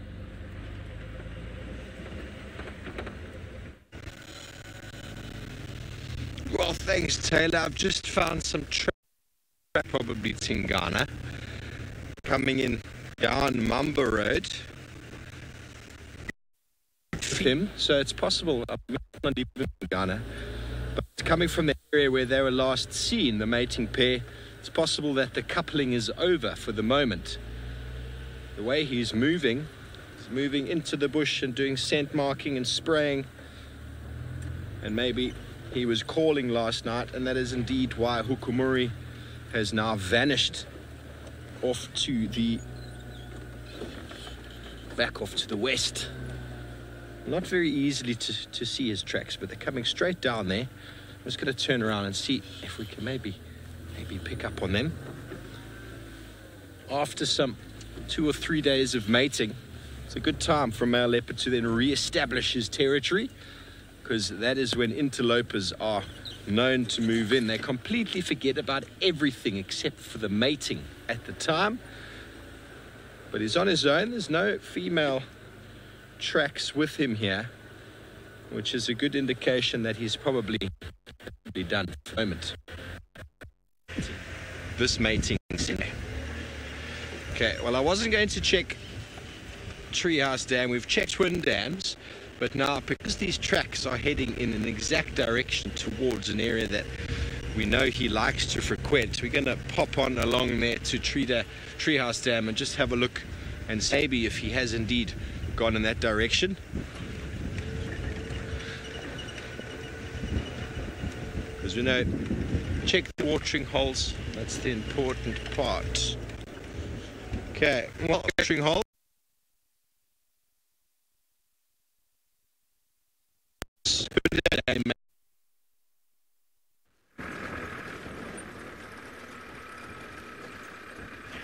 Well, we have left the wildebeest, or rather we have left our vulture, the Rupert's Griffin vulture, and we waited for a few more seconds, and as they started the engine, I saw her raise her head up.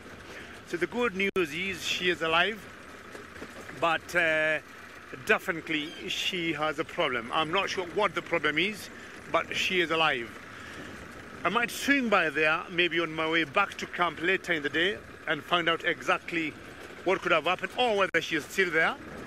And once in a while, when we see such situations, we'll report to the game rangers or the warden, and they might come and investigate, because as I said earlier, it's very unusual to see a vulture in that kind of situation. We haven't had cases of poisoning of vultures where we are, and personally, as I said before, I have never seen a dead vulture. So, but of course, I'm sure they also die. They get old, so age could be a factor. But for this one particular one, to me, she looked young, and from where she was, she seemed to be having some kind of duress, and I have no idea what it could be. Either, again, as I said, she's either unwell, or she could have been injured, and if injured, it's by who, and for what reason. We haven't seen, or we don't see vultures fighting, among us themselves, even for different species. So any reason she is injured, I have no idea. Gonna cross some very tricky place here. Man, hold on.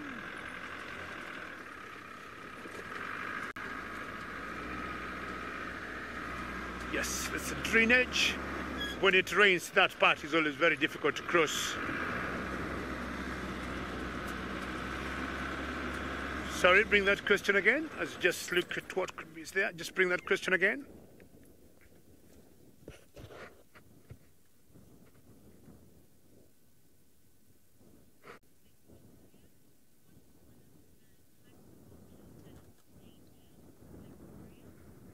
Well, Victoria, oh, small little bird there, man. Is it a dove? Victoria, we do not have any vultures here that I would say are endangered. There's one particular one, as I try to identify that bird there.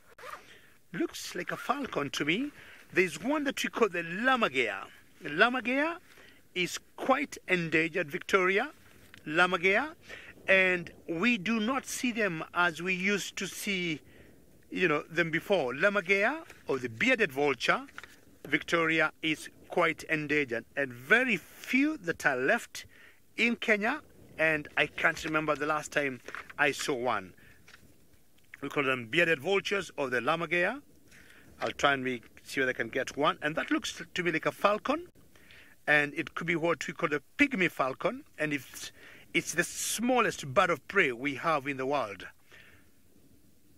That's pygmy falcon, I guess, and it's the smallest bird of prey that we have in the world.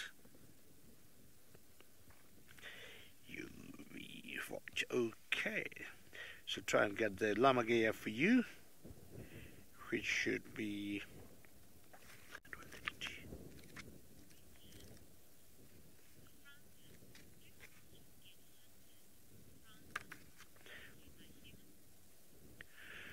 France. I would say vultures don't get hunted because I do not think anybody will be hunting vultures either to eat them or for any reason.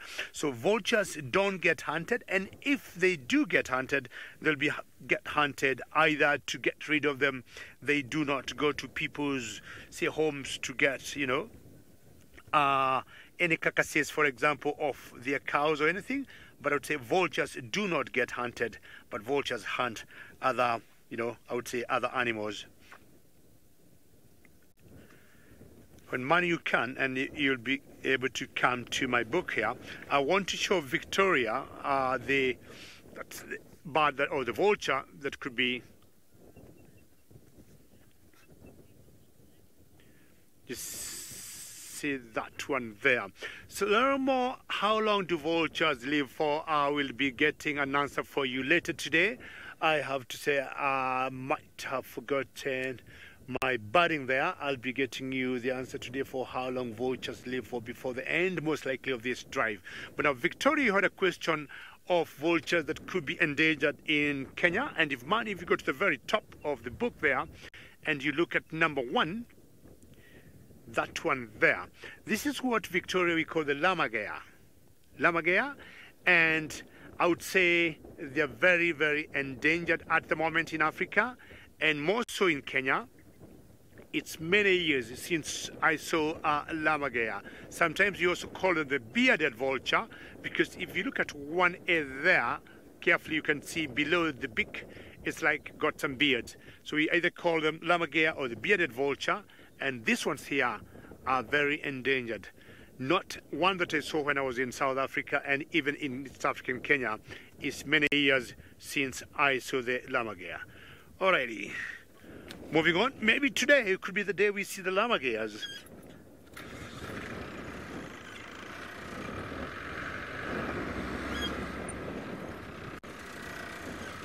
Getting a bit windy now.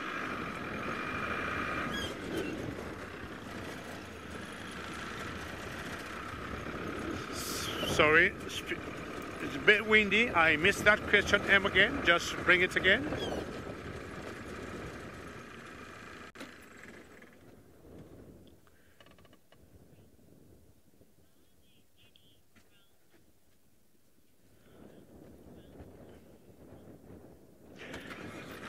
Sorry, I had missed out the question, but yes, we got lots of ground hornbills in the Mara, lots of them.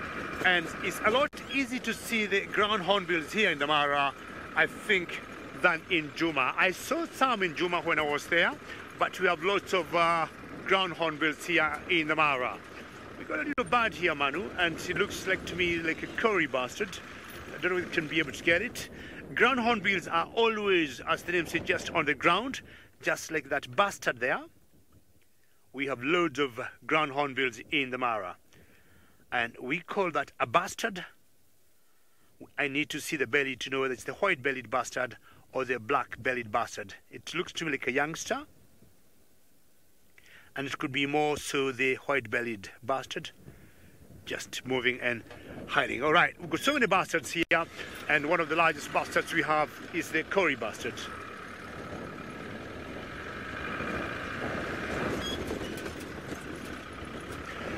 All right, I think Steve might be having some very exciting news for us now.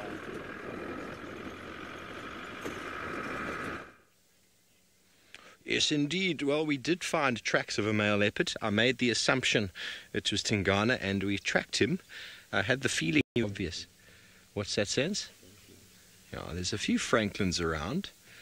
I wonder if he's going to expend his energy on them. Any meal now will be a meal. Maybe he came towards Treehouse Dam because he had a lunch date with his son, but his son is not going to be there because the ever-elusive Hukumuri returned last night to chase Osana away. But we have the Duke, and he is looking in absolutely fine form. So excited to be seeing him. Haven't seen him for some time. Ravinda, that's a great question. I don't think Hukumuri and Shadulu really are going to move in conjunction. Sorry, the Franklins just have to shout themselves to us there. So we had, yesterday morning, we had tracks on the end of our walk. We had tracks of what Herbie reckons was most certainly Shadulu, not far from our camp, on a route that she very, very usually uses. It's possible that Hukumuri even followed her in, and that's how he got onto the property. We don't know. I don't think she will move in conjunction with him. I think they just, as the territorial behavior within Djuma maybe decreases slightly, like Tingana mating for a few days probably wasn't calling, wasn't scent marking, so kind of this void occurred, and Hukumuri took advantage of that. And so then Tingana probably sometime last night decided it was time to start becoming vocal again, and, well, Hukumuri has vanished west once again.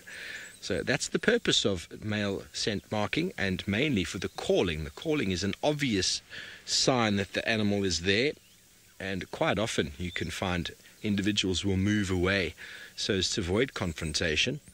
And we were discussing it over dinner. We're not sure. None of us have seen it. But we'd wonder if there's ever been a confrontation between Hukumuri and Tingana. We spoke about it for months and months as Tingana was getting well. He went through a little stage of not being in his best. He hung around Chitwa Dam a lot, but in the last few months he's really come back into his own. And to see him, there's a very brave squirrel, and to see him mating is a very good sign that, well, the females are enjoying his comfort, his company, and that he is showing dominance. Oh, he's just shown interest in that squirrel now. Oh, now he's looked down again. The squirrel it is possible for him to catch it. He's looking like he might want to try catch it. The squirrel is really in a tentative position there. He's only about 4 or 5 meters away, and the squirrel doesn't know he's there, hasn't made any alarm call. Look at the change in behavior. His ears are flat.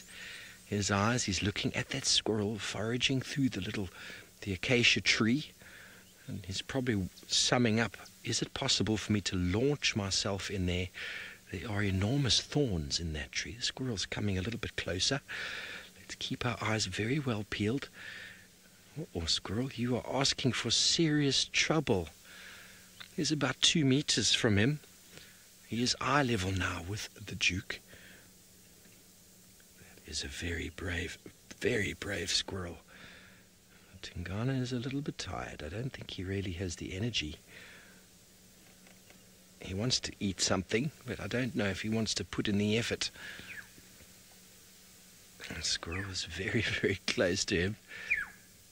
But that just goes to show how reliable or unreliable squirrels can be. Sydney said he was able to find Rosanna the night before due to a squirrel.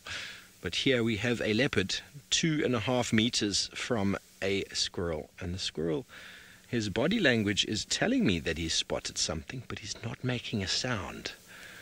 So when do we believe these individuals? I've been following Hukumuri once before, and only once he was 20-30 meters past the squirrel did the squirrel then start shouting. Sassy, you want to know if he's salivating? Well, he's going through bouts of interest and bouts of napping, but there doesn't seem to be any drooling happening from his mouth there. You don't necessarily see the salivating happening, excuse me, when they see food, but when male leopards interact with each other, there's an enormous amount of saliva that starts dripping from their mouths.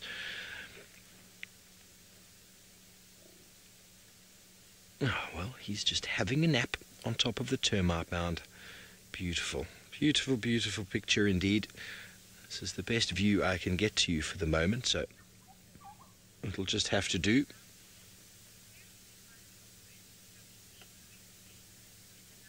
Izanami, I haven't seen the new lady for a few days. We spotted her, I think, 2-3 days ago.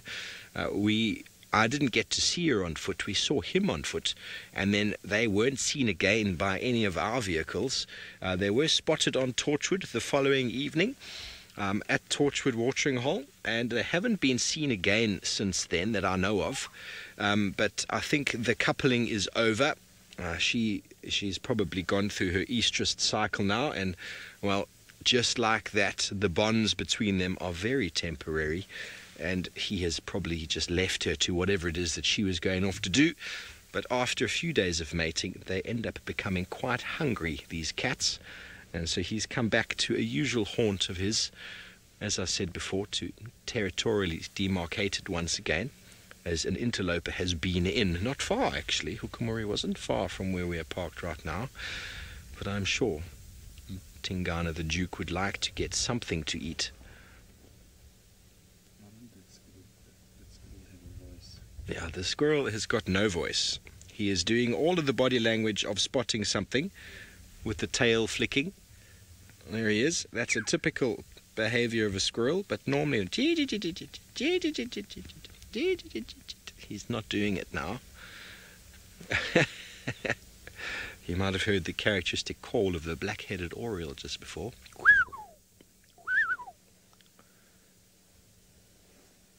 The birds are on chorus this morning. It is a beautiful, cool morning. There we go. You hear the oriole. Ah, marvellous. Well, we wanted to find Tingana, and we have found him, so that is a successful start to our morning. And I don't think he's going to be up to too much for a little while. I think he's had a little bit too much effort in the mating period. Joy, the purpose of the salivating really, well, male leopards when they fight, they get quite into it. First of all, saliva is a good antiseptic for leopards if they are injured. But I think the excitement when it comes to them getting very, very excited about fighting each other, the salivation sort of builds up in their mouth.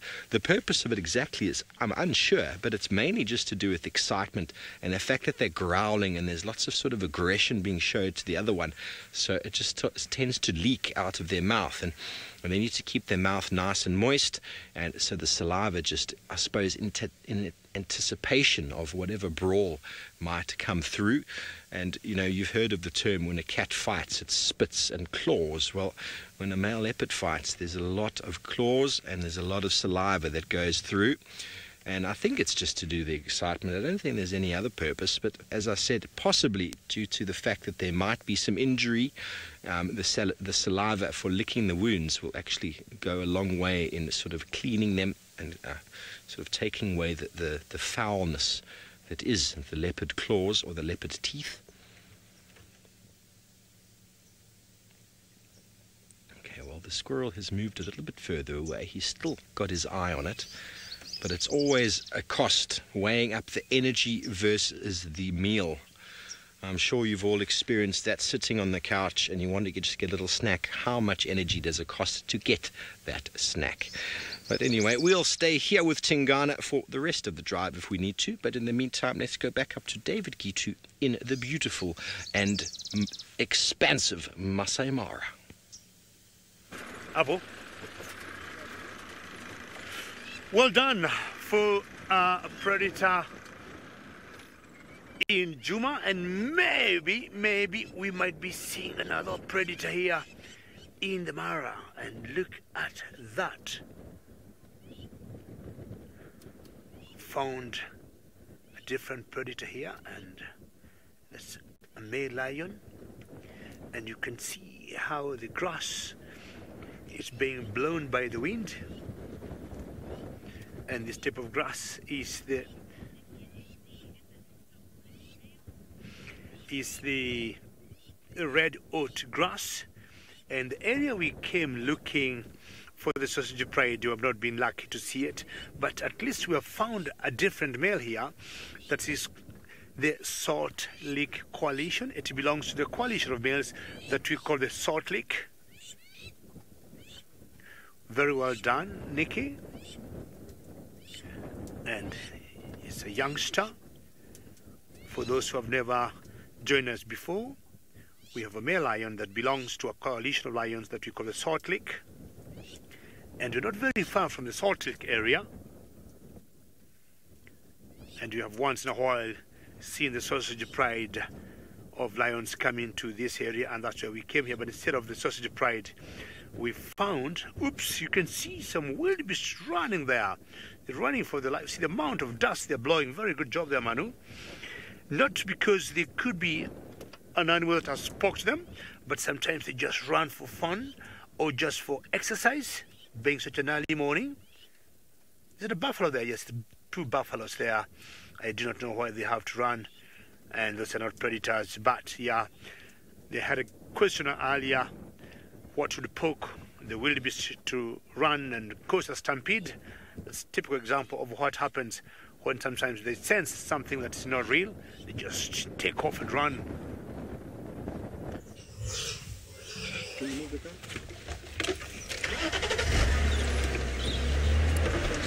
Guys, Tingana's just killed a warthog. This might not be great for sensitive viewers. Might not be great for sensitive viewers. He has just killed this warthog. He was obviously waiting for it. He hasn't killed it yet. This is still happening. He needs to grab it around the throat. He's just got it on some element of the body. I'm not 100% sure. Wow, it just happens like that. It's quite a big female.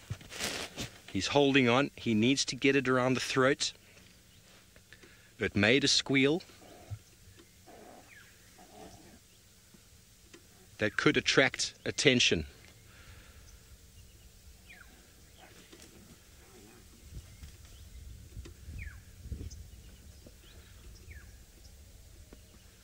He was waiting for the warthog to come out of the burrow. I was just about to reposition my car when this happened. This is awesome stuff. The warthog is still alive, I'm afraid, folks. He needs to get his teeth around the throat. The squeals that it gave off a moment ago could attract other predators. He needs to make sure that he stops the squealing. It hasn't made another noise since. Using the power of his front claws to hold it in place. Just need to quickly call this in on the radio, folks. Lex and Rex, if you want to make your way to the last position I mentioned of Tingana, he's in the process of killing a warthog.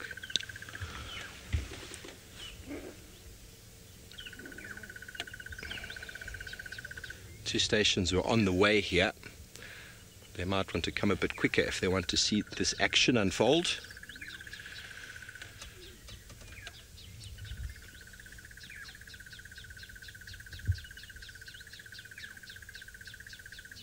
This is the first time I've ever seen Tingana make a kill.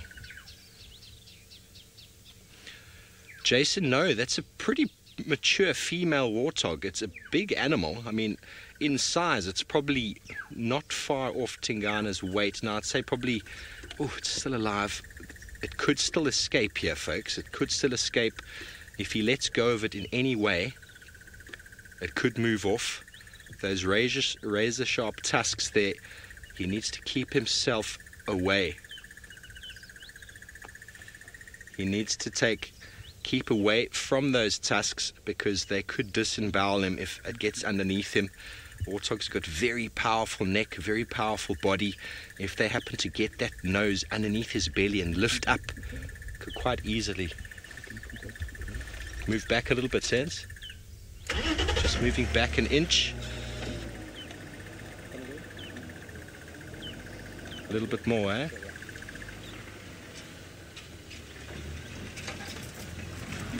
Sorry, folks. Just trying to get into the best position here. He's down in the drainage. Sans, tell me when you're happy.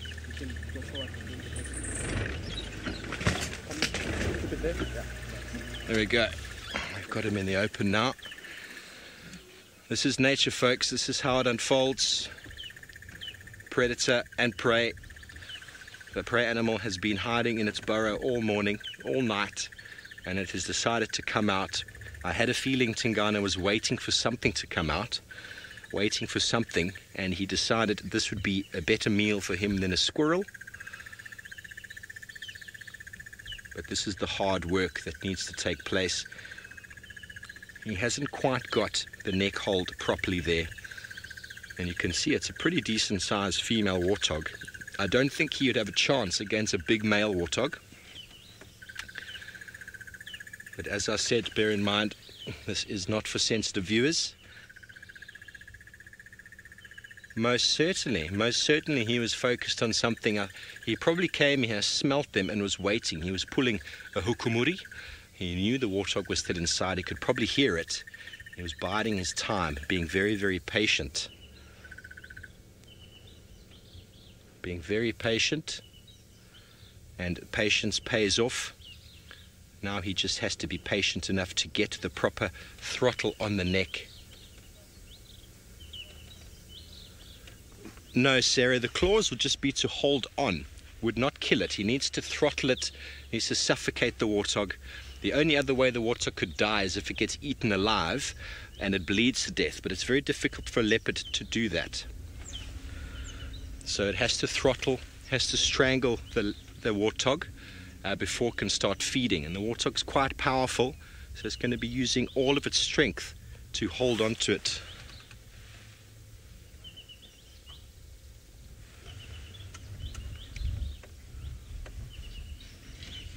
We've got another vehicle coming in to join us. How amazing is this? Just calling Lex in. Your Lex is just down in the drainage here, he's still trying to kill it. See if you can get access, just pull in right behind me, see if you can get an access there.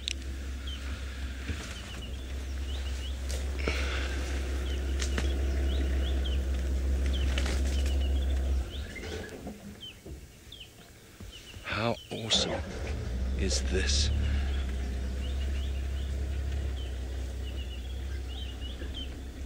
Raghu, I'm pretty sure he would be able to take it up a tree once he has eventually properly dispatched it. He would need to, because it's quite a lot of meat. It'd be difficult for him to eat all of that in one go. And he's in a very good area for taking kills up trees. I've had Osana in exactly this area with an impala kill. I've had hukumuri in this area, not with a kill. I've seen Tingana in this area. This little drainage line has got some really nice trees to take kills up. I think it was actually Faith, one of our directors, was on a game drive quite a few months ago, and she spotted Osana just above where Tingana is now, in a tree with an impala. It was a very good spot. Wow. I'm still trying to catch my breath. That happened so quickly. It happened so quickly. I was just about to turn my car on and turn around, and suddenly Senzo was shouting at me. I wasn't quite sure what had happened. And then the squeal of the warthog as Tingana launched probably about 3 meters down the slope onto the top of this warthog. I'm terribly sorry, folks. He is still alive. She is still alive.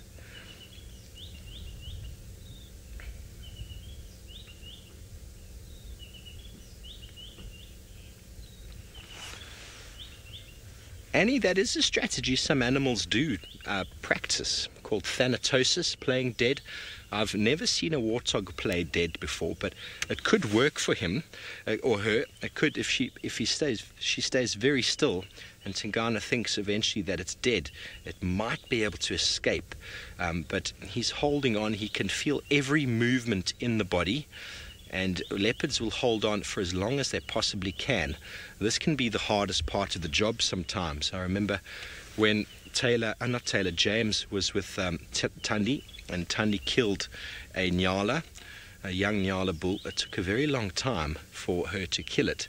She had to hold on, and afterwards they require an enormous amount of breathing space once the kill has taken place, because he's holding on with all of his strength now, as he knows he needs to secure this meal. But look how his ears are cocked in different directions.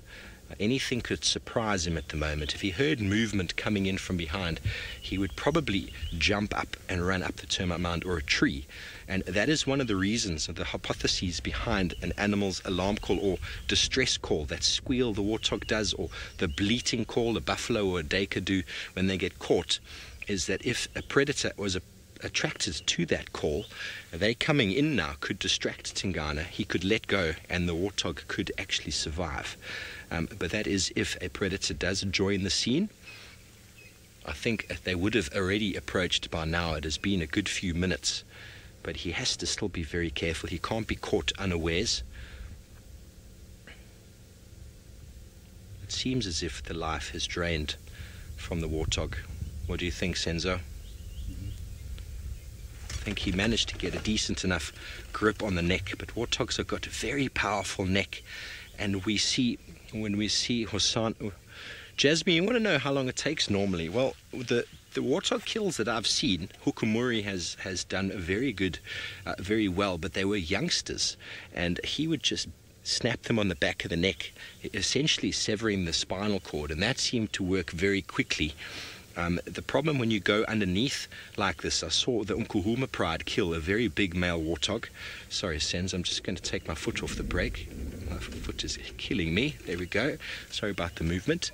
I watched the Umkuhuma Pride, had the warthog on its belly, and they were trying to suffocate it with their teeth in its throat, but it had such a thick set neck that they really struggled to. And eventually, after 9 minutes of them eating it, it eventually stopped breathing, or I think the blood eventually gave way and they passed away from blood loss and shock. So I don't know, there's no sort of set time. If a leopard or a lion gets an animal in the right spot on the throat, it should only take about a minute or so for them to suffocate. But if they don't get the windpipe properly on the neck and the animal's still able to breathe, well then that is just what happens.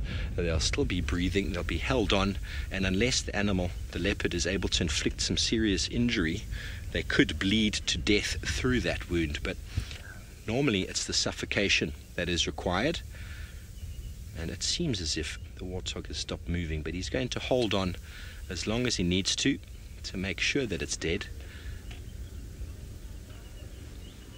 How incredible is this? We might drop a little one-word tweet out there, everybody. What do you think, one-word tweet about this interaction this morning with the aging Duke? Drop it through to hashtag SafariLive. And while we wait for that, let's go back up to David in the Masai Mara.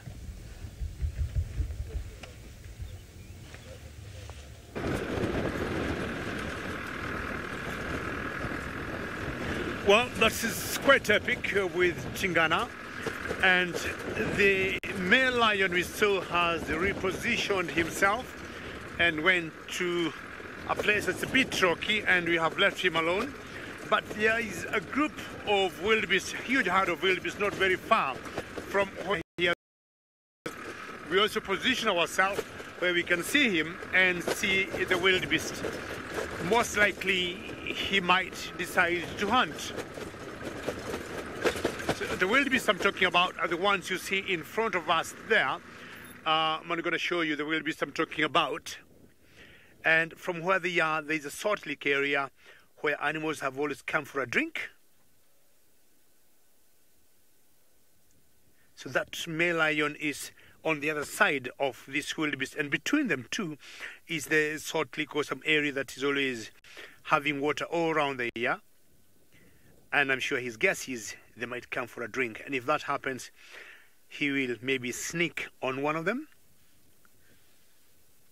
Thompson gazelles in front of those wildebeests.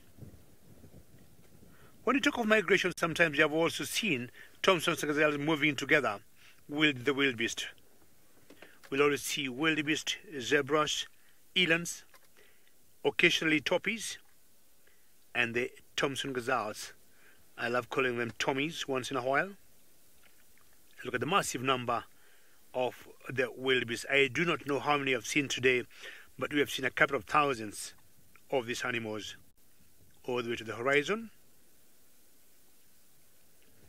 It couldn't be long before they start heading towards south now.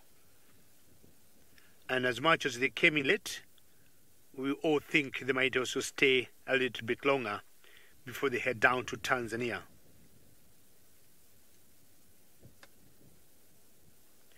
Remember, this is a very interactive safari. If you'll have any comments or questions, you can tweet on #SafariLive. And that's the salt area I was talking about, the salt lake area I'm talking about. If you look on that sedge there, it doesn't look very nutritious and nobody's eating it, and it remains green in that area. Those are the two birds there, or the Egyptian geese there. They look like Egyptian geese to me. So this area will have water, and of course Egyptian geese are known to be found near area with water. So we call this area the salt lake, and just on the edge of it we have seen animals, instead of coming to drink, they'll come and lick the salt lake there, where man is showing on the edge of this area. They lick either for calcium, phosphorus or magnesium, and then they are able to move on. The wildebeest may need that because come February, when they'll be dropping the young ones, they need lots of calcium to be able to lactate and have good quality milk for their calves. I've always wondered, you know, what formula is used to estimate the number of wildebeest when they migrate, and I've always said it's anything about 1 million.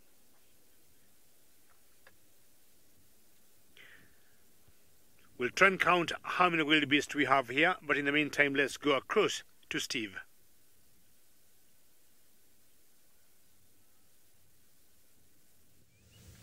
Thank you very much, David. Well, Tingana is still holding on. The warthog, there's been no movement from the tail. Okay, he's finally letting go. There we go, ladies and gentlemen.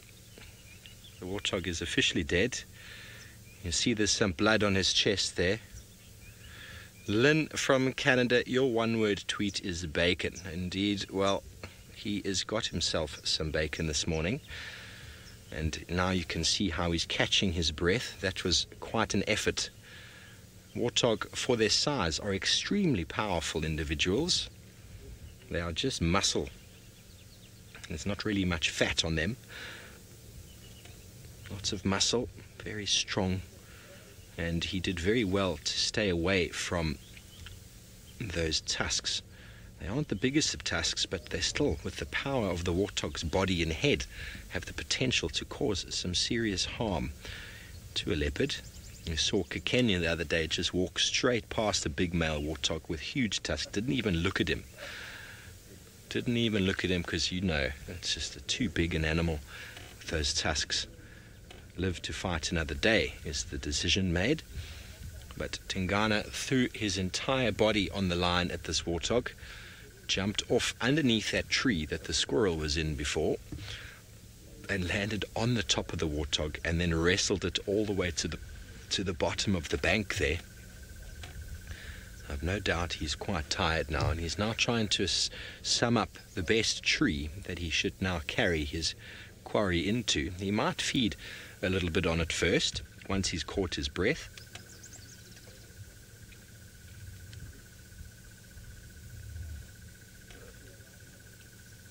He's going to figure out where exactly to take it. There are a number of really nice trees around, so he is spoilt for choice. Sorry, I didn't get that, M. There we go, you see the blood.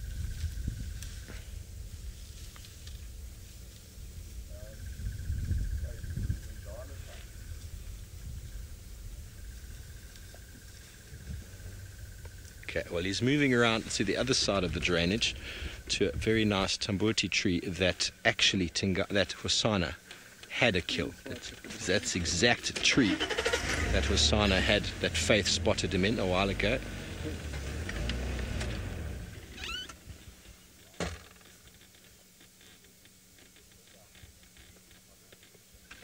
You can see his eyes, he's looking up.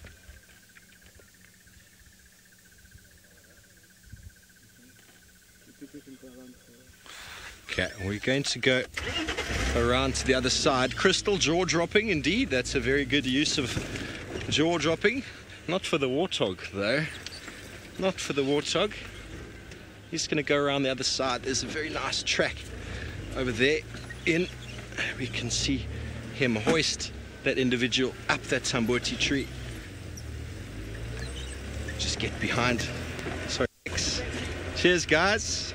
We're just going to come around the other side.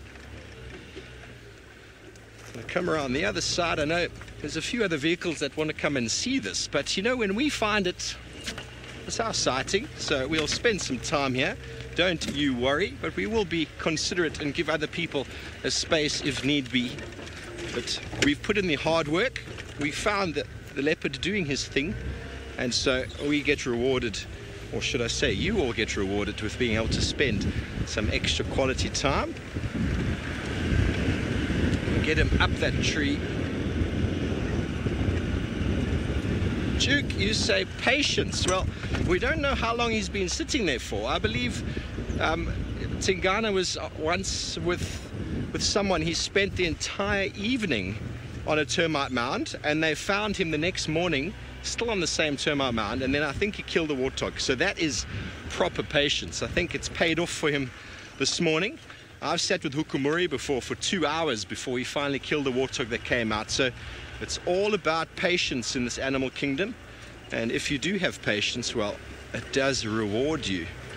So here, there's a nice little track going in. Let's see if we can spot him.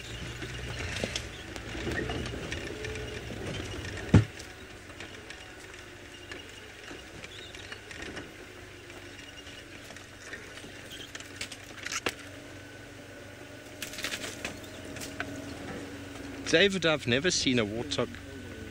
It's gone through, eh? I've never seen another warthog save another warthog. Has he gone through, sir? It's under the tree there. Okay, I can't see him. We're going to have to go around to that other spot there. He's hiding. He's hiding us.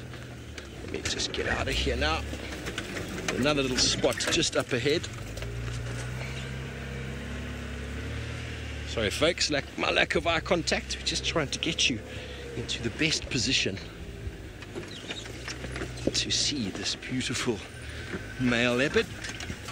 Okay, well, while we try and get you into the best spot available, let's go and see what Taylor's up to.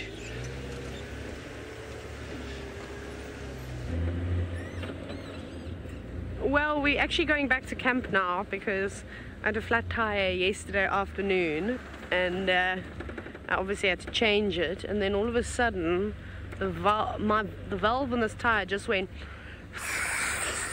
for like 15 seconds and has let a fair amount of air out of my tire. So I'm gonna have to quickly go and pump it. It's now stopped though, so I don't actually know what's going on. Bizarre. Oh well. And then there's also been rumors that there was a leopard on the northern side of the dam, of Vuyatela Dam, but I don't know. I've looked, I can't see any leopard tracks anywhere. It'll probably, if it is anyone, it'll be a Hosanna, but he hasn't crossed any of those roads though. So if you can maybe just keep an eye out to that side, there's a lot of impala around. So maybe he's just lurking in the bushes.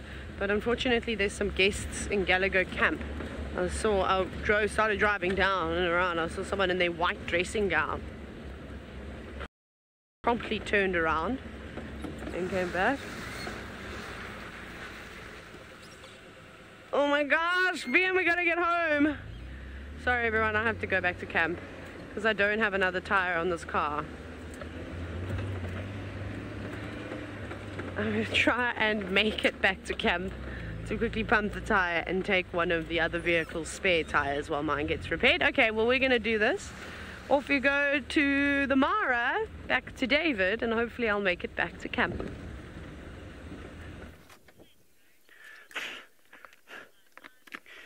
Well, good luck, Taylor. And our lion has lied flat on the grass and we can't see it anymore. And if he may decide to hunt, the only thing we thought he would go for will be the wildebeest. In the meantime, we came closer to the Salt Lake itself and we found some buffaloes here. And our wildebeest, maybe not sure it is in the wrong place. Some egrets and some sacred ibis. well, pretty soft grass, I would say, for that wildebeest. I think there's a youngster there. And you notice she is not eating the taller dark sage, which is of very pure nutrition value. But on the other side of the coin, it tends to hold the water areas, especially this particular area. And yeah, we picked that doesn't have any horns. I was just wondering, it's not a calf, but it must be having some genetical issue, because we do not, dehorn animals here in Africa, or in East Africa, more so in Kenya. But I think if you look at her carefully, she doesn't have a single horn. And I would just say that is something, genetical. Once in a while, we have seen that.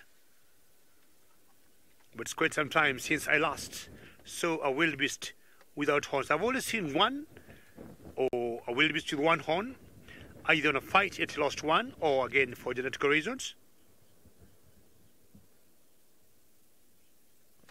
Jason, yes, I agree with you. That's how she looks like. But I would want to know, I wouldn't think it was an infection, because when you look at her, Jason, she looks to be in very good shape, health-wise. So she must have been born without horns. That happens once in a while. Manu, do you remember seeing one without horns? How long could born without horns? Manu tells me he has never seen one without horns. And no wonder she is in a very, unusual place. She isn't with the rest of the herd.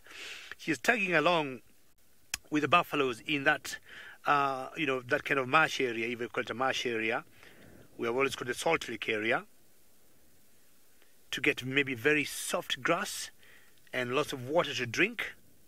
Otherwise, from where she is and the rest is about 1 kilometer away. And maybe because of her abnormality, also she chooses to be on her own. I would guess she also feels quite old, or she feels she doesn't look similar to the others. Lots of birds in that area, and you look at the buffalo to the right of that wildebeest is being surrounded by the cattle egrets, and those egrets, what they do, as the buffalo moves and disturbs the grass they are feeding, any insects that jump up, that's what they tend to feed on.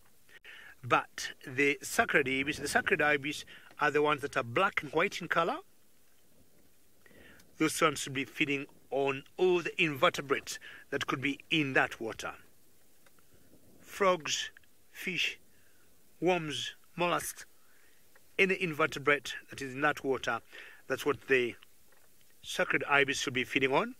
But if you look carefully, the egrets are just waiting for the buffalo to make a move, and they would catch anything that jumps.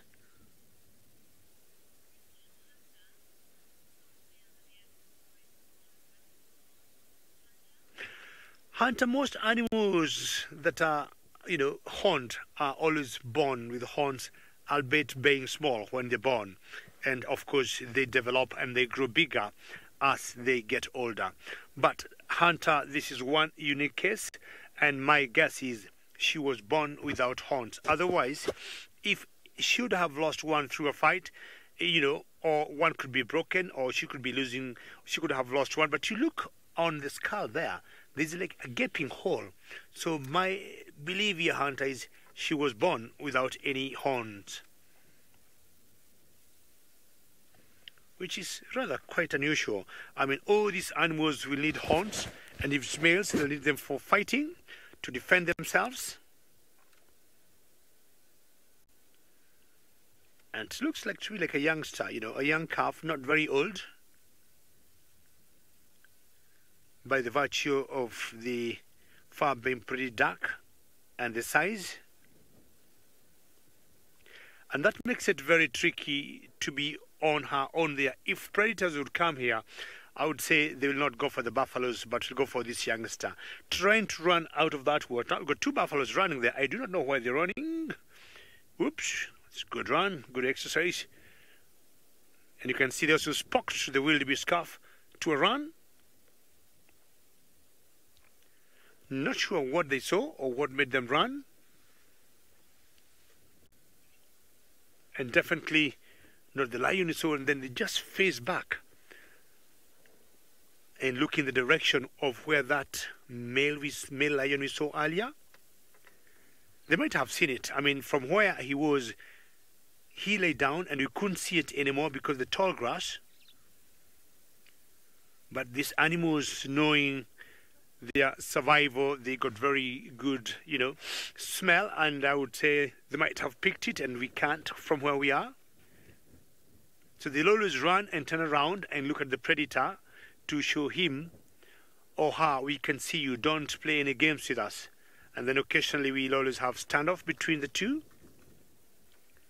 So not sure they're looking at us or at the direction where that lion was.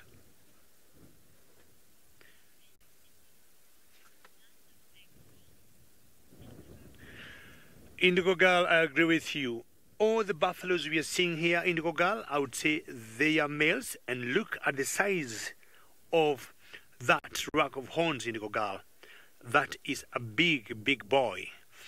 And in Africa, we know the animals that have caused or they still cause a lot of harm to people are either buffaloes or hippos. And Indigo Girl, the village I come from, we have suffered more in the hands of buffaloes than any other animal. Apparently, when the boys get old from the buffalo kingdom, they're shown the door by the females and they tend to leave alone. If you look at them, you can also tell from the shear there, that's the male. Then oxpeckers will hang with any herbivore that will carry or will be infested by ticks or mites.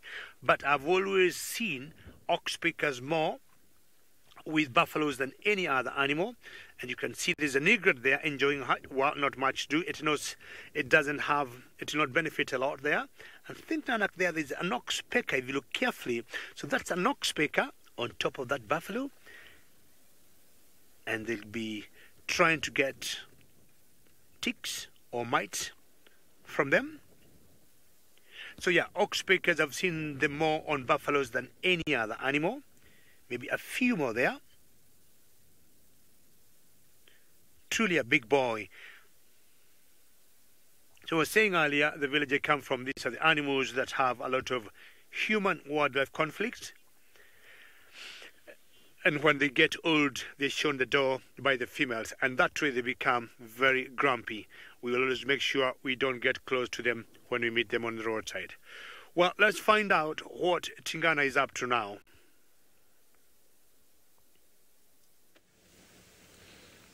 Yeah, well, he's moved himself into quite a thick little area there. He's caught his breath and he now is starting to eat the warthog. This is the best position we could find for viewing him. And it's not very easy. So if we hadn't found him on top of the termite mound, well, there's no chance we would have found him in there.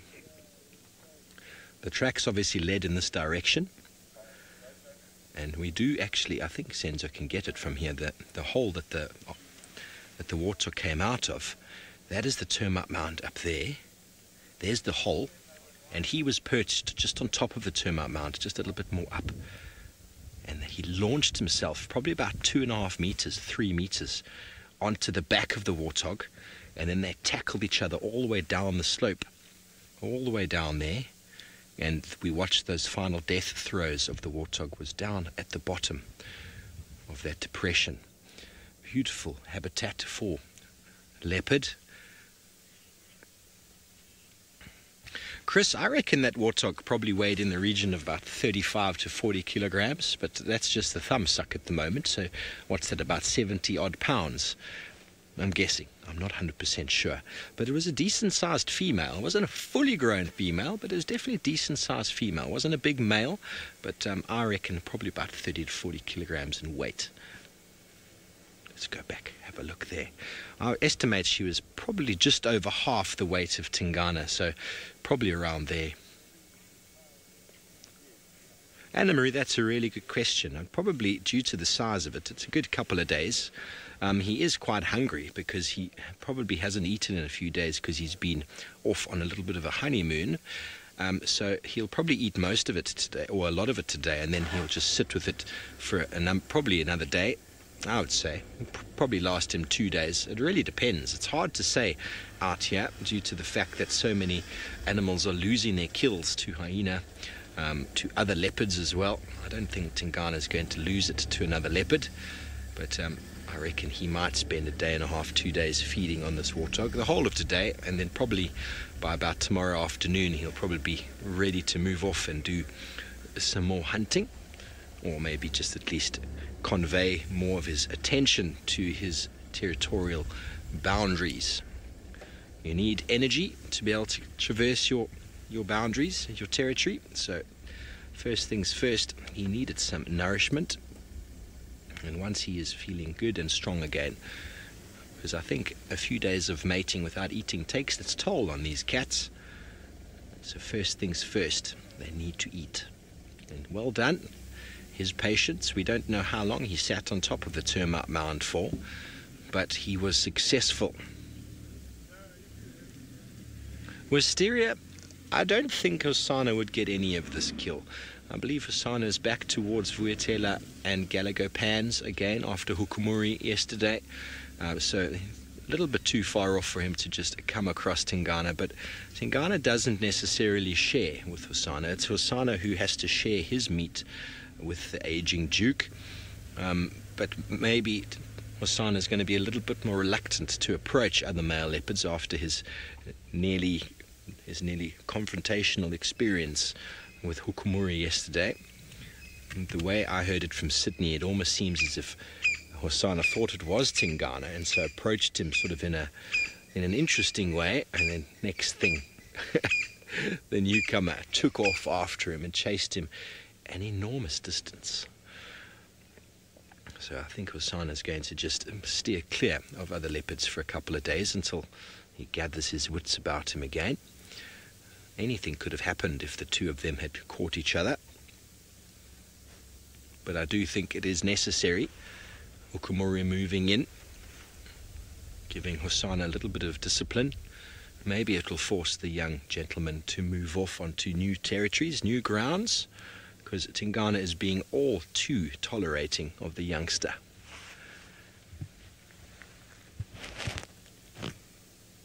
Oh wow, look at that. The boerbean is flowering. Linda Gale, the hyenas they could easily catch the scent of the warthog if once he opens up the stomach, but I don't think hyena would be too much of an issue for Tingana. They would just sort of maybe follow him around. If they came in en masse, they could probably chase him off. But it's getting to the time of day where it's starting to get a little bit warmer, and the chance of the hyenas moving around now, probably not likely. But he's in this depression. Any wind that is coming is settling down here. It's not actually picking anything up and going away. But what I just saw now is the boerbean, the scotia, the weeping boerbean, is in flower. And the reason it's called a weeping boerbean is these beautiful red flowers actually weep nectar. They weep nectar and they drip onto the ground, and an enormous amount of insects and birds proliferate in these trees. So there we go, beautiful boerbean. You can see the compound leaf there. They've got access to the water table, growing next to termite mound in this sort of dry riverbed, and so they are flowering and encouraging the insects and the birds to have some fun. It is always a very nice tree to spend time with if you enjoy birding. You spend time with a pair of binoculars underneath a flowering boerbean and you will always have a very good time. Yes, Mrs. Zera, the spring is definitely in the air. And that is the second tree flower that I have found. So slowly but surely they are happening. But let's go back over to Tingana and see if we can actually get a little bit more of him eating. That's a beautiful specimen. Aaron, that's a really good question. Most females generally go up a tree quite quickly. Hosana didn't used to take them up straight away, and he lost a lot of kills. He's learned to take them up quite high. He lost his kill to the lions the other night because he didn't go up as high or up the best tree, I say. I thought it looked like a good tree in the night, but looking at it the next day, it wasn't a great tree. And then the next day, he took a kill very high up a tree. There was no lion who was going to get that, but then a male leopard called on the scenes, and then there's no chance. But quite often you find male leopards will feed on the ground with a kill for quite a period of time until they're not feeling that hungry anymore, and then they'll hoist it up the tree just as a way of keeping it safe up there. But they're not too bothered by hyena coming in, male leopards that is. And once they've taken a bit of the weight off of the kill, they will hoist it. But it is in their best interests to get it up a tree if they want to enjoy the entire animal. But there's no set rule for who takes it up and when they take it up. It really is dependent on the cat and on the day. Hukumuri didn't tend to take kills up a tree very often until he was well into eating it, and then he'd take it up the tree. But it really is dependent. I remember a leopard I used to know of in the Singita area in the Kruger Park that I never saw him up a tree with the kill. He was always on the ground feeding on it. But that's not to say he never took things up the tree. Each individual is slightly different, and their evolutionary trait of taking it up a tree does make them a little bit more successful. So it is in their best interests. But for most of the day, he should be okay on the ground. He's in a very secret little spot there. I don't think anything is going to come across him. The squeal of the warthog could have attracted anything, but has not done so. So he will eat at his leisure for quite a few hours until he is satisfied, and then very likely he'll then take it up a suitable tree where it will sit in the sunshine and become a proper bit of dried out pork bacon in the top of the tree. Okay, well, David Gitu is still counting his wildebeest. Hopefully that doesn't put him to sleep. Let's go and see at what number he has managed to get to.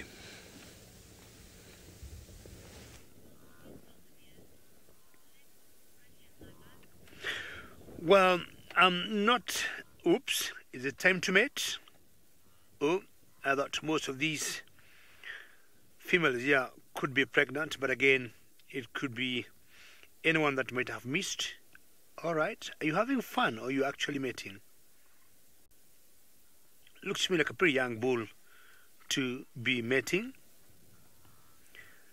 By the time all these wildebeests get here, most of them will be pregnant.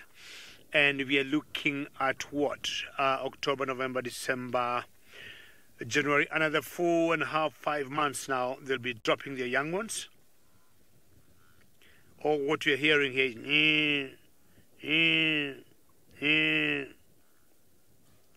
and I never know what that means. Either it's a north or a south, east or west, because you'll see them at one point moving in a particular direction, and then within a few minutes, they just turn around and go in the opposite direction.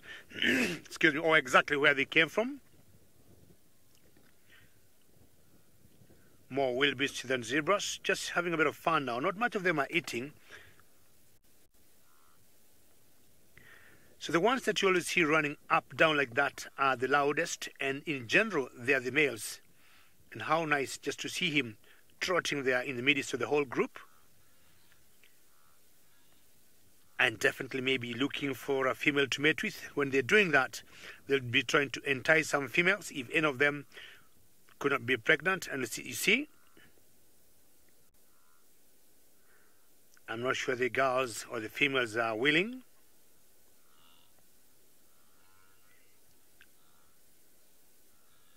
He's not giving them any peace.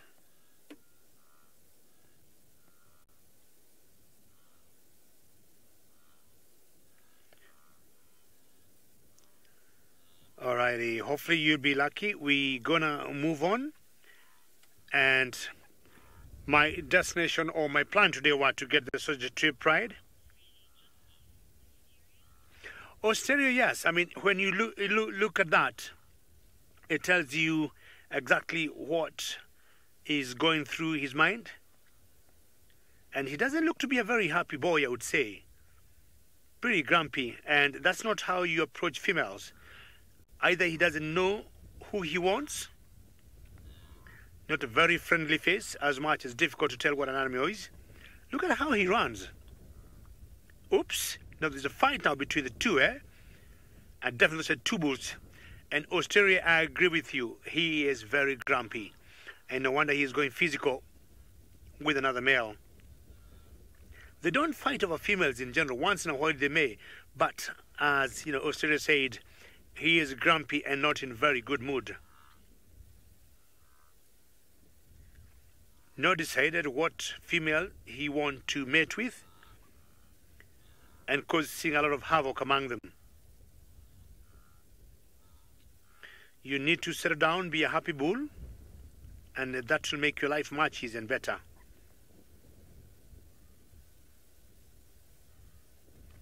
Yeah, you might see him going again on the run.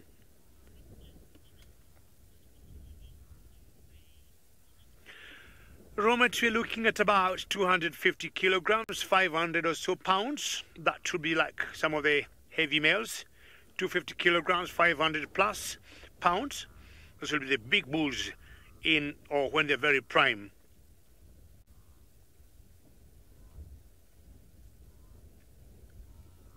Yeah.